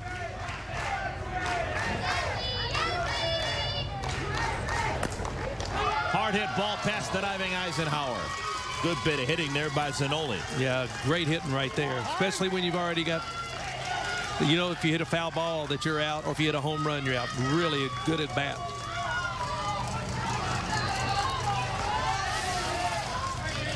I tell you, for those that don't know a whole lot about Canadian softball, and they maybe watched the game last year or this is your first time, softball is really big. London, Ontario, I guess, is like a hotbed of softball, but they have sports complexes that they built. They have 25 to 30 fields where guys are coming to play ball all the time. These guys love to play the game there. Yeah, way to go. Legal pitch. Bolt swings at it anyway, trying to get the force at second. They get it. J.D. Genter got it quickly over to Eisenhower, covering the bag. And that'll do it for the top of the 5th inning. Canada scores just 1 run on a solo home run, and that's the final home run that they're allowed to hit for the rest of the ball game. Genter quickly over to Eisenhower. Top of the 5th over.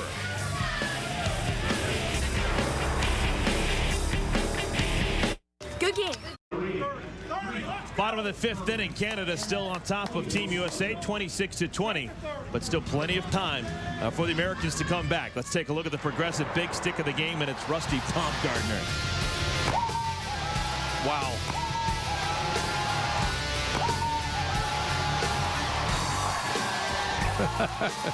I believe you would categorize that as an extra large. You know, I'm not sure I'd want to go up and be greeted by him after the way he smacks guys on the back. He'd like to knock the wind out of me. Team USA down by 6. They still have 3 home runs that they are allowed to hit. Deep drive to left center field. That's not one that they wanted to have leave the ballpark. Leadoff home run, Jeremy Eisenhower, and it's only a solo home run, which is not what you'd like to do with your homers. No, this game could get very interesting here with both teams being out of home runs. The U.S. right now needs to try to get some base runners and take advantage of the couple they got left. We know that Canada's out, and it's going to be hard for a lot of these guys that are home run hitters to be hitting the ball on the ground. So it ought to be good here these last couple innings. Don't go anywhere, folks. So the numbers right now for home runs and runs scored, you mentioned that you'd like to average about 3 runs per home run, get 30 runs out of your 10 home runs. Didn't happen for Canada. They only scored 17 runs on their 10 homers. Going the other way with authority, this is Scott Brown, the pitcher, and he flies out to Jason Galichin. So 17 runs on 10 home runs for Canada. Team USA, they have scored 16 runs on their 8 home runs. Well, at least they're averaging 2. That's you'd like to see 3. And that's why when you asked me what the scores were, I said most of the time they're in the 30s. Very seldom do they get to the 40s. And that's what we've seen in all the exhibitions, and it looks like that's what we're right on target for right here. Now, this is something you never see. Jason Kendrick is hitless. He's been up 3 times. He's actually counted for 4 outs. Hit into a double play his last time up. We got time, pitch.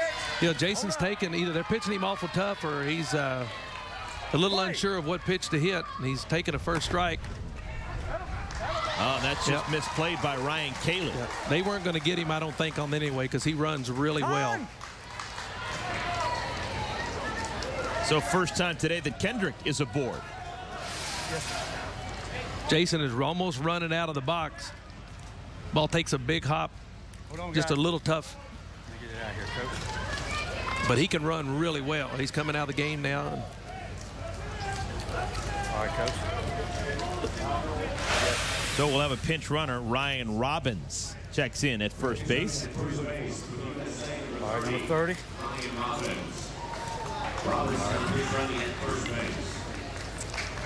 Got it, Coach.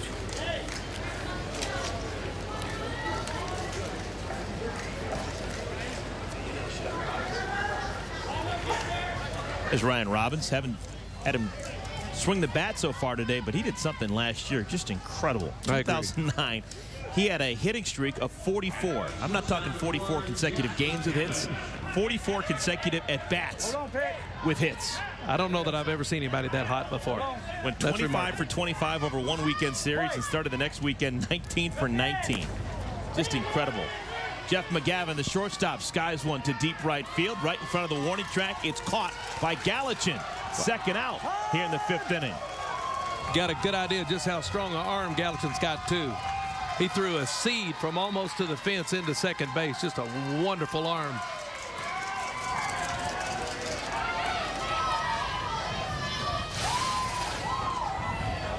You see him get under the ball, sets himself, and this is just a BB to second base. Robbins had thoughts about going down to second, and then went, whoops. Yes, sir. 2 outs. Team USA has only scored 1 time here in this 5th inning. Now here comes the Thunder. Brian Wegman, quite possibly the best player alive today, hasn't been retired. He's played great defense.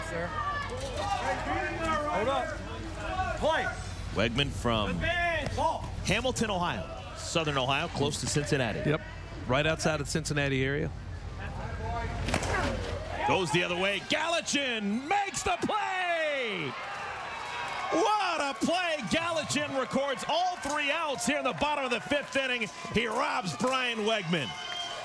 Well, we're seeing some great defense out of this Canadian team, especially in the outfield. Left field and right field guys are going after balls that are hooking away from them, sliding, making tremendous catches. That's the key to this Canadian team. That's where their strength is. If you're going to retire the great Brian Wegman, you've got to make the play of your life to do so. Jason Galichin throwing some leather.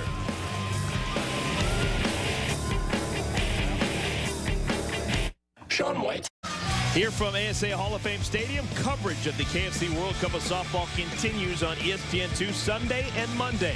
First, the U.S. hosting Canada Sunday, 5 Eastern Time. Then Monday, the championship game of the KFC World of Softball presented by Six Flags, 9 Eastern Time, ESPN2. Scott Kirby's come in the game at second base, Eric. And he played some minor league baseball, 6 years with the Milwaukee Brewers. Scott Brown still pitching for Team USA.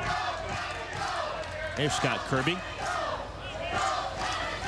Canada on top by 5. If they hit a ball over the fence, it's just going to be an out. Little flare to right. Is it caught? No, it's not. Jason Kendrick got a good jump on it, and the ball just popped out of his glove. It's going to be a double for Jeff Gare, leading things off here in the 6th. Looks like they put Ryan Robbins out there in right field. He came in to run a few minutes ago. Makes an outstanding effort after this ball. See him dive. The ball actually goes in his glove and then flips out as he slides across the ground. That's going to be ruled a double for Gare. So Gare still has not been retired. He is 5 for 5 with a couple of home runs. He has scored every time on. Here's the pitcher, Brian Higginbotham. And he hits the ball to deep left, and that's just going to be an out. That's just an out. And that's why the 10-run home run, or the 10-home run limit, really becomes a factor. These guys can't keep it in the park. That's true. I mean, that was such an easy swing. He was trying to hit a line drive, and he hits the ball 350 feet. Where's my other ones? They bringing it in? Oh, did they? Okay. We'll play with 2. So the first out here, the 6th inning. And the catcher, Francois Henry. He is from Montreal, Quebec. He is one of the francophones on this year's Canadian national team. Speaks both French and English. You can call him Frank, you can call him Francois. I like that. Play.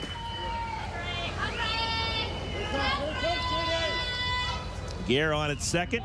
First pitch is hit hard into the gap left center field. This is going to score Gare easily. Going to make it to the wall.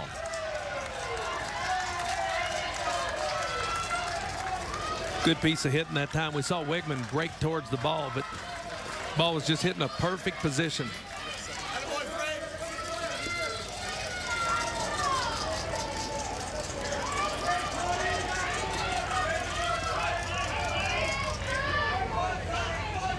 And here's Cadenhead. He's their best home run hitter, but we'll see what he does now. A couple of doubles for Cadenhead. He's also lined out to right and walked.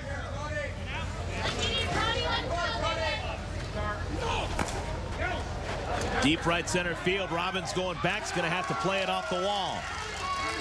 This could be our 3rd double of the inning. It is. RBI double for Cadenhead. Scores Henry from second.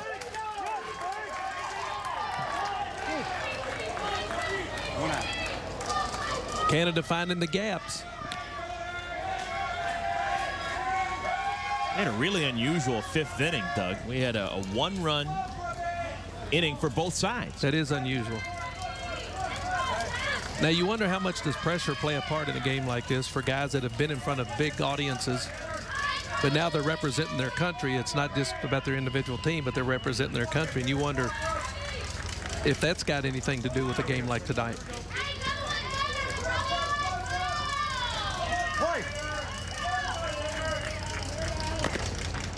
To the third baseman. Genter has to hurry. Gets his man over at first. Jeff Falardo is retired for the 2nd out. Staying at second is Cadenhead. Now that there are no more home runs possible for the Canadian national team, is there any other way of manufacturing runs? Can you play small ball with hit and run? Well, you have to. Try and lay it down and that kind of stuff? Well, you'll see guys that'll change their swing a little bit. Well, we saw Gare last time. Gare was just trying to take a half swing and hit the ball in the inside part and got the double out to right field to lead off this inning. Looks like we've got a new player, Sean Wallace, coming in to run. Wallace going in for 23. All right, so that's 5. All right. And 34 is hitting for number 8. For number 8. And the 7 hole. Yes. All right, let me go call these up. Hold on, guys. Home plate umpire Jimmy Derrick's been busy. Both managers, Jeff Long for Canada. Hello? And Steve Shortland for Team USA have both made the commitment to make sure that everyone on the roster gets in and gets some playing time and gets an at-bat and gets a chance to play defensively. We've already seen the pinch runner at second. That's Sean Wallace. This is now going to be a pinch hitter. Mario Ewart is going to hit. That's exactly right. 42 years old, also one of the co-captains, and has been in the Canadian Air Force. Yes, sir. So this is quite an honor, and he's excited about being here. And they certainly made him one of the co-captains, hoping that would inspire their ball club, which certainly it has done. Just a little bit, man. Almost caused bad diet. All right, here we go.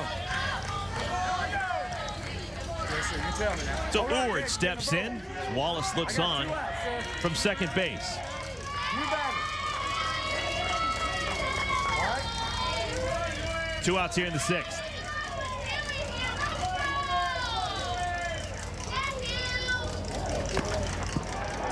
Deep drive, and that's going to be over the fence and an out.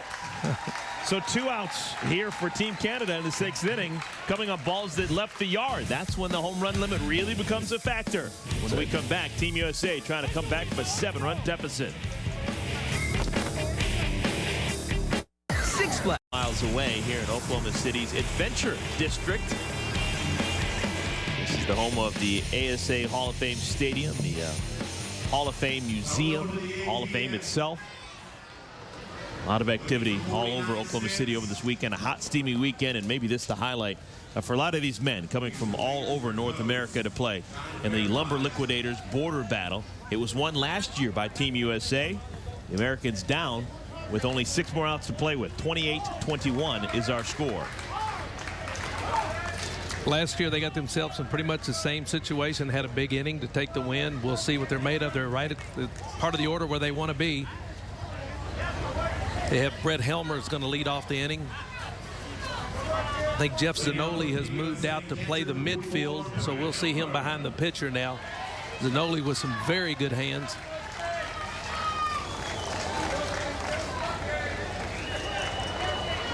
Hold up, pitch, getting a verbal. Hold on. It'll be the catcher, Brett Helmer, leading things off. Helmer hits it hard to center field. Coming on and making the sliding catch, Dave Bolt. Defense has really just been sensational for Canada last couple innings. Especially in the outfield. They have made every play, and then the double play back at Higginbotham, too, has shown that this team is not only a good hitting ball club, but they're an excellent defensive team. They have overall great speed, and they've shown that today. So 1 out.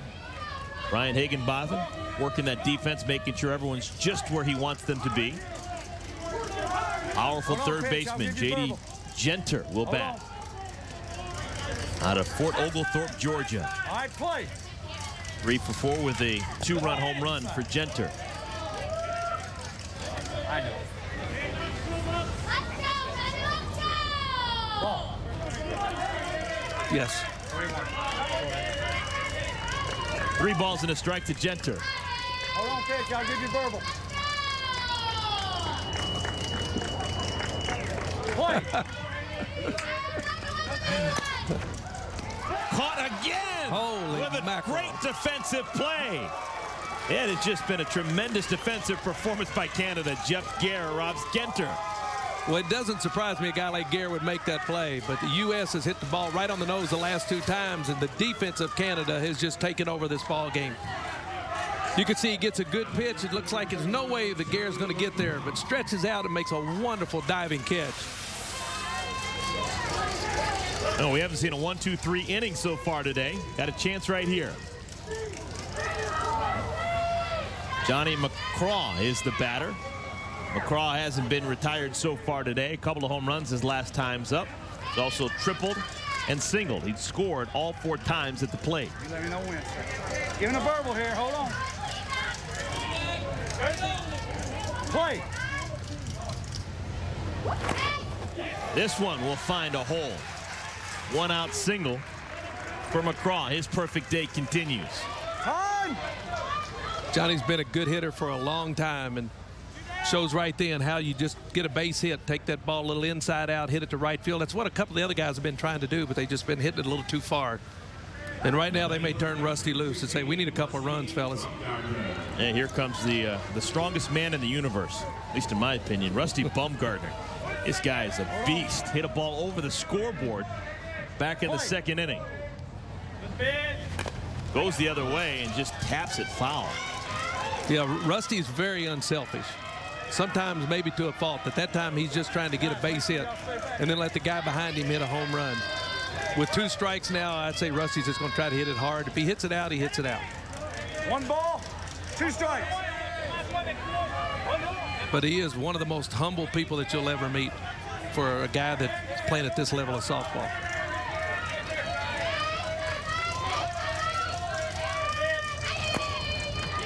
Into the gap in right center field. That's going to bounce off the wall. Chugging around third. Here comes McCraw. They're going to send him. There's not going to be a throw.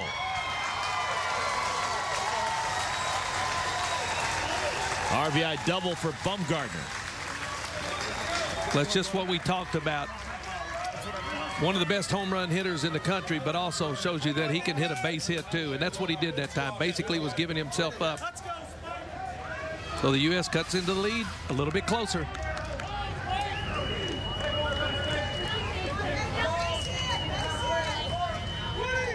Pretty slide at home from McCraw. Get that good uniform all dirty. Rick Baker hit into an unusual double play his last time up. Hit a ball right back to the pitcher Higginbotham, who was able to make the catch and throw to first to double up Bumgarner. We have seen 2 double plays turned in this game. Yep.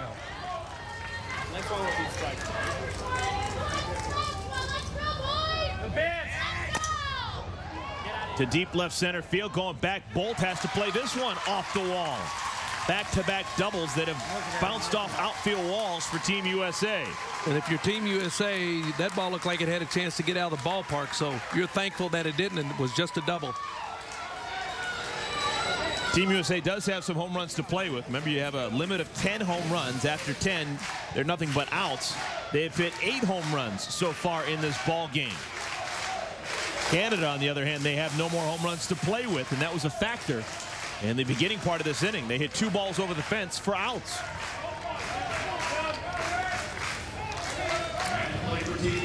Scott Kirby will be up for his first at bat today. I'll give you a verbal pitch. Kirby batting in Jeremy Eisenhower's spot in the lineup.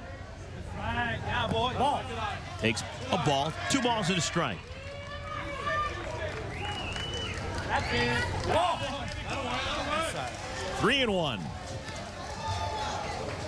Canada still up by 5. Count's going to go full. A foul ball, and it'll be a strikeout for the 3rd out of the inning. Remember, this is a regulation 7-inning game. That's right.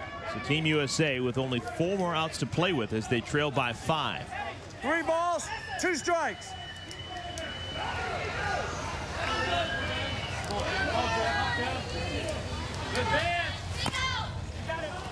In right field.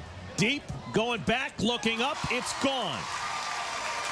That ball just carried. I don't think that Kirby thought that it was going to leave the ballpark, but it does. It's the 9th home run for Team USA. Yeah, I didn't think he'd hit it that well, but you don't have to today with the flags blowing out. All you got to do is spin it the proper way and get it up in the air.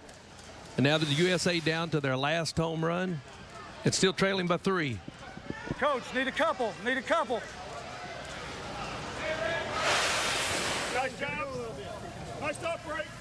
So Scott Kirby gets a home run. And the lead is now just 3 for Canada. Hey, and you think these guys don't want to win this game? I mean, for people that are watching to think this is just an ordinary softball game, no way, buddy. The pitcher, Scott Brown, gets a base hit.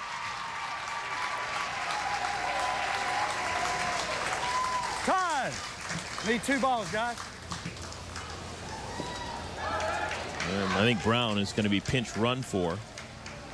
Sean DeMars is going to run for Brown and give him a chance to just catch his breath in the dugout for a while.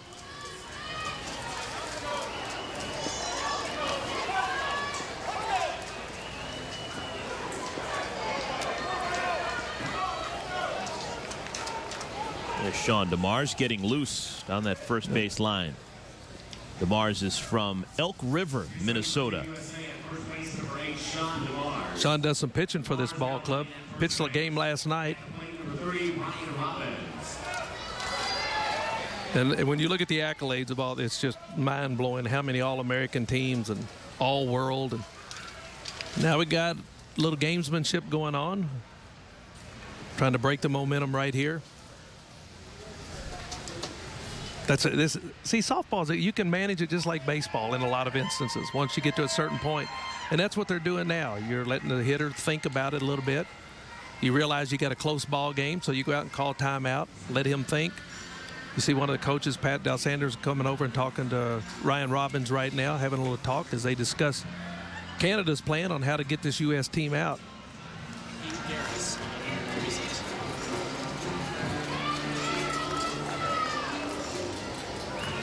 So the meeting is over and ready to play some softball again. 2 outs, bottom of the 6th inning. Ryan Higginbotham trying to protect a 3-run lead for Canada. Sean DeMars on at first.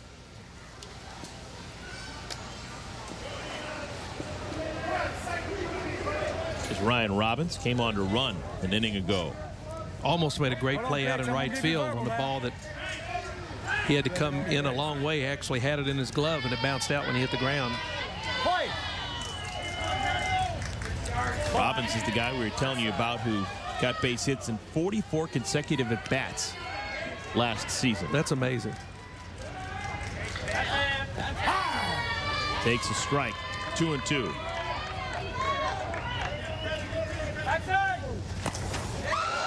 Well, that's how you do it. Line drive to center field. Going over to third base goes DeMars. Well, you got the tying run coming at the plate, and it looks like it's going to be big Hank Garris is coming up to hit. Hank set the record for most home runs in the season with 228 a few years ago. Can you imagine that? It's a lot. That's a lot of home runs. Was one of the best home run hitters in the world. Yes, sir. And has struggled a little bit with some back injuries, but boy, what an opportunity now to give one big swing from the big fella. All right, we there? So Steve Shortland has made the move. He wants to bring on Hank Garris. Home run would do 2 things. It would be the 10th and final home run for Team USA. It would also tie the ball game. And he can hit them. This is a tremendous home run hitter. High pop-up. Maybe a home run in a phone booth. Yep. It's going to be caught by the left fielder, McCraw. And that'll end it. So, side retire Garris. The big bopper can't get it out of the ballpark. 3-run game, the 7th and final inning when we return.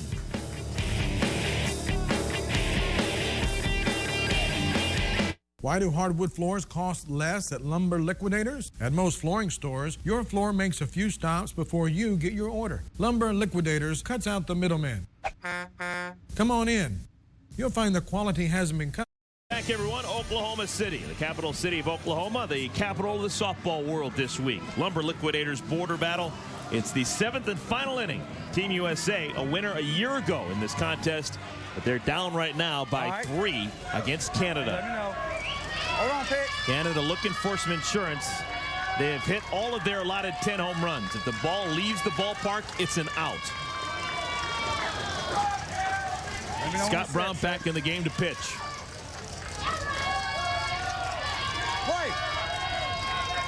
Shortstop Ryan Cayley leads things off. Hits it hard through the hole right side. With Doug Flynn, I'm Eric Collins. It's been a well-played game.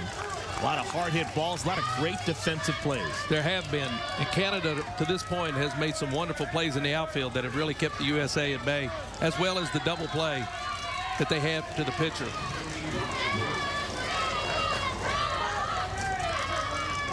But we're going to get an idea right now just what this game is all about. It's not about the home run. It's about the base hit and the defense. And the USA needs to come up with a play if they want to win this ball game.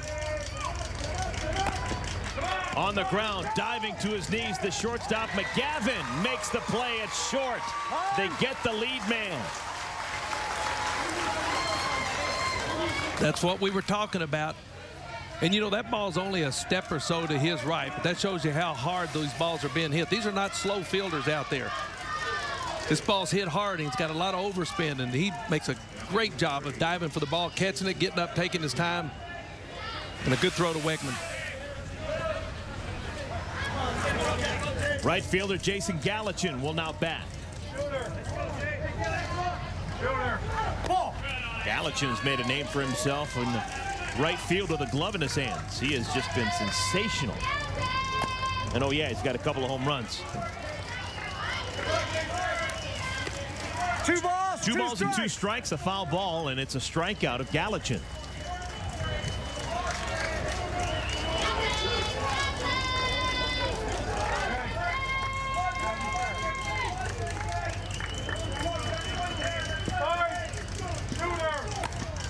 On the ground, Wegman from his backside can't make the play. Wow. That is a great play still, but the ball was hit so hard and his momentum just took him right over, and he had no chance to get up and make a good throw.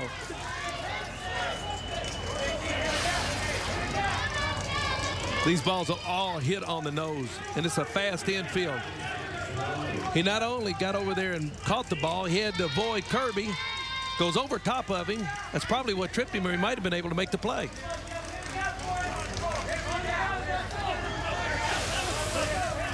One out, runners on at first and at second. Jeff Zanoli will bat. Zanoli didn't begin the game, but he came on in the middle innings, replacing Kevin Bergen as the middle infielder. Called strike, 1-2.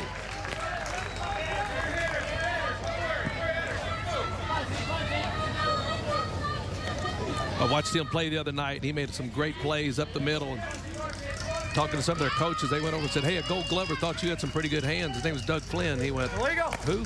That was an illegal pitch, but Zanoli swings at it, and he's going to get himself an RBI. Another run scores for Canada. The lead is now 4. Runners on at the corners. So he's not up to speed on his 1980s Gold Glove winners. Well, he's a youngster. He's a very young kid. But, you know, that pitch was illegal, and you have the option to swing at it. If you do, then the ball's in play. But guys that got a baseball background, they like seeing the pitch that's a little flatter than the one that comes in a little bit higher. Top of the lineup, Dave Bolt.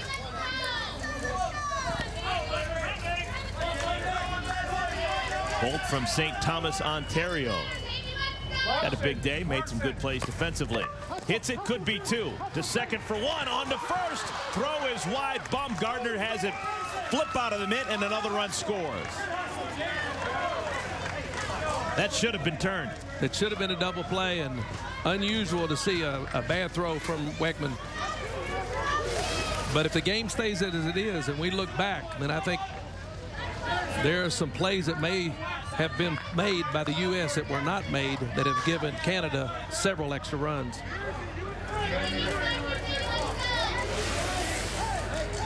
So another run scores. It's now 30-25. Still not insurmountable for Team USA when they get their last at bats in the home half of the 7th. No, it's very doable, but you look at the runs that they've given that have been unearned in this game. Backhanded beautifully. Kirby over to second side, retired. Scott Kirby coming on for defensive purposes makes a beautiful play, and that'll do it for the Canadians in the 7th inning. So it's come down to this, the home half of the 7th. When we come back, the Americans looking to ride that momentum that Scott Kirby has possibly given them with the defense. They're down by 5. Good game. Good game.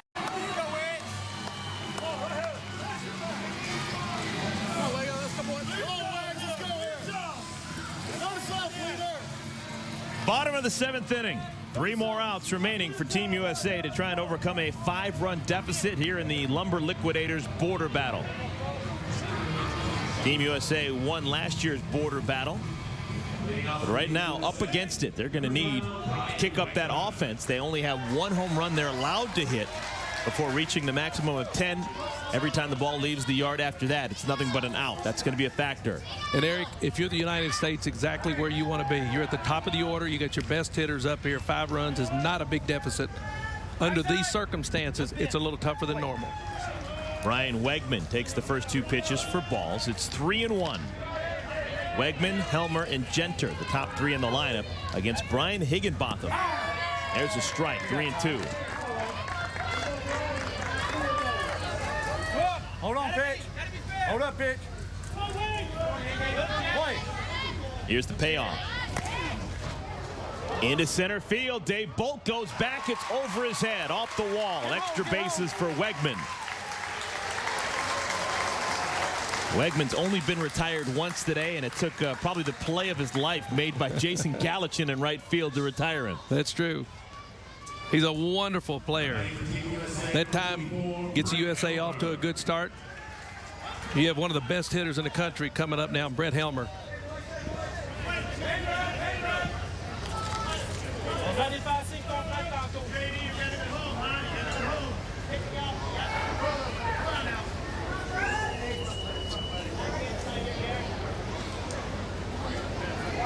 Ready, sir? It's kind of interesting. Brian Higginbotham, the pitcher, who went back and second base, was talking to Wegman. Line drive to center field. Ball can't make the play. Everyone's going to be safe. Helmer on his way to second. He's going to dig for third. Wegman scores easily. And there's a runner on at third, and it's just a 4-run lead for Canada.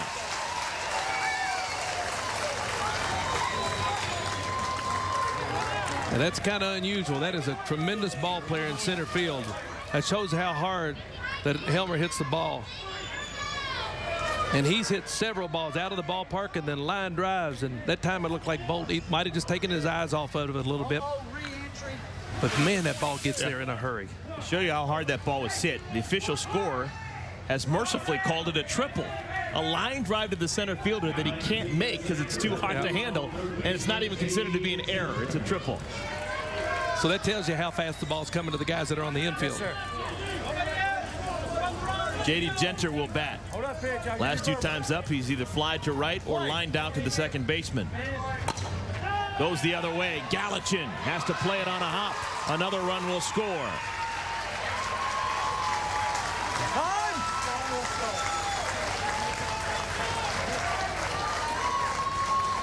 So the first 3 men reach for Team USA here in the 7th.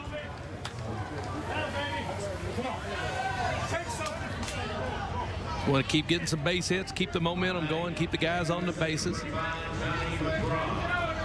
Crawl's had an unbelievable day, has not been retired the whole day. Yes, sir. You let me know 5 for 5 with a couple of home runs. Hold up on verbal. You know, good hitters are just good hitters. And there's some guys in this game that have been good hitters their whole career. McCraw goes the opposite way. That one's got a chance. It's gone. Home run for McCraw. It's a 2-run shot. It's going to make it a 1-run game.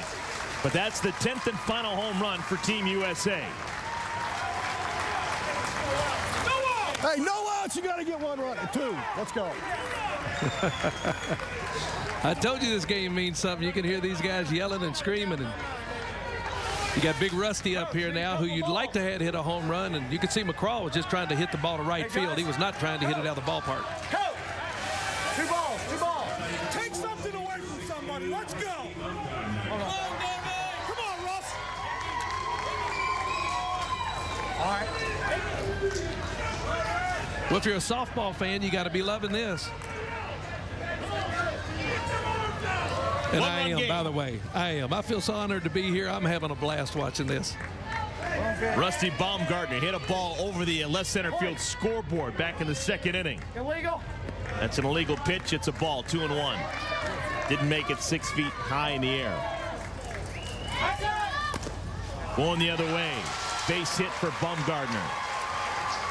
Thought about going to second. Instead, a hold of the single.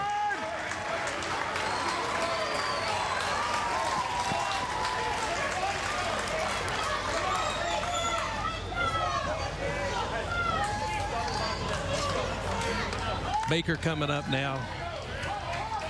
There's a big gap in left center. That's where he likes to hit the ball some, and he's got really good speed. Now you'd really like to have that home run left, but that's why it's so important to try to get as many runs as you can. The USA, with their 10 home runs, they got 20 runs. Canada got 17 off of them. Ideally, you'd like to get somewhere between 25 and 30 if possible. Baker hits that gap in right center. Baumgartner's going to go to third. There's not going to be a throw.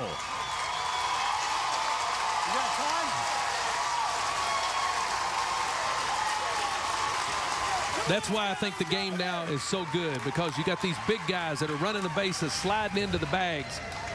Folks, they're 6'6", 275 pounds. Is hustling around, and watch him. Big Russ doesn't have to take too many strides. Slide in there. Yeah, watch that bench getting excited. So there's going to be another meeting in the middle of the diamond right now. Everyone's going to be involved.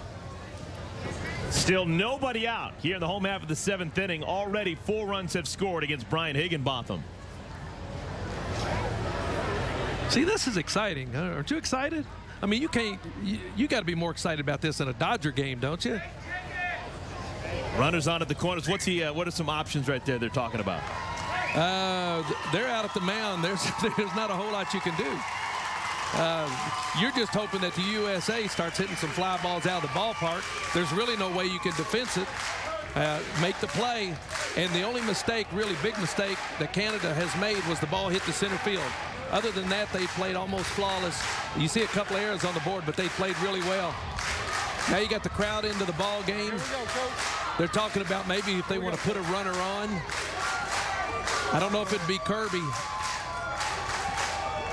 but you're looking to get a force out. There's no outs right now, so you have a couple options. You can either walk him and then try to play for the play at the plate, but if you bring your infield in, which they may do, and that might be the only option they have right now. We'll see how the infield does. They're all in the dirt right now, and that might be what they're doing. They're going to try to choke off that run at home. Middle fielder is no longer playing out in the grass, and so they're going to try to keep this run from scoring to tie the ball game. Scott Kirby bats for just the second time. Down the right field line, foul. 1-2. In this game with 2 strikes, another foul ball equals a strikeout. Kirby's job right now is to get 1 run in, just to get this game tied.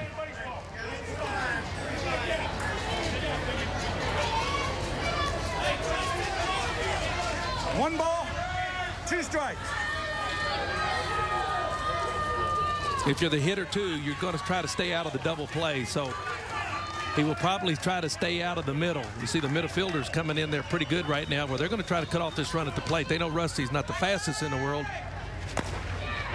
Deep drive to right. It's gone. It's an out. You're down by a run, 2 runners on. You hit a home run, you think you've just won the game. That's right. But not here. It's nothing but an out. And now a double play ends it. That's exactly right. That is a big out. He had the pitch he wanted on the first one to hit down the right field line, but just pushed it a little bit too far. Now you got Scotty Brown, who's pitched and done a wonderful job up the middle all day with a chance to tie this ball game.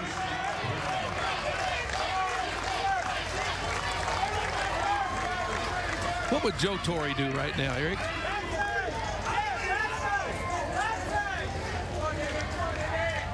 First pitch to Brown. Into center field. Bolt going back. It's over his head. That's an out. And you could tell he was just trying to poke the ball at the middle. Now Team USA down to their last out.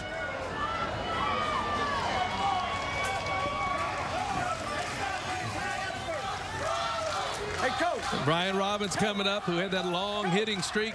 Go. Have me one ready. I'm out. Have me one ready. Come on,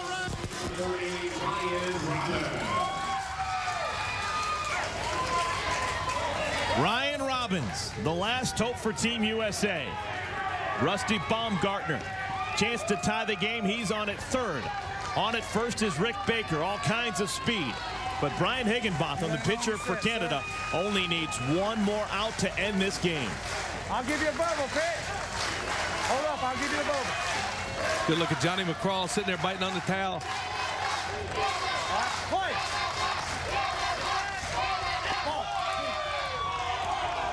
Begins him with a ball. That's it. This could do it. Higginbotham wins the race to the bag, and Canada wins. Unbelievable.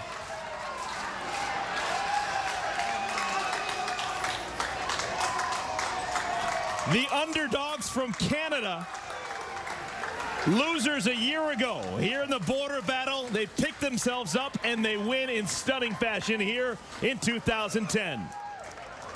Well, tip of your hat to this Canadian team. They came in here, they got off to a big start. They had 2 huge innings and put the U.S. in a hole from the very beginning, and they just couldn't quite catch up. Canada up by 5 coming into the bottom of the 7th inning. They allow 4 runs without recording an out, and then a couple of home runs that weren't just called outs, and then a 1 unassisted. The pitcher Brian Higginbotham finishes it off. Congratulations to Canada. They win 30-29. Sure hope you enjoyed it as much as we did. For my partner Doug Flynn and our entire crew, I'm Eric Collins saying so long for now from Oklahoma City. This has been a presentation of ESPN, the worldwide leader in sports.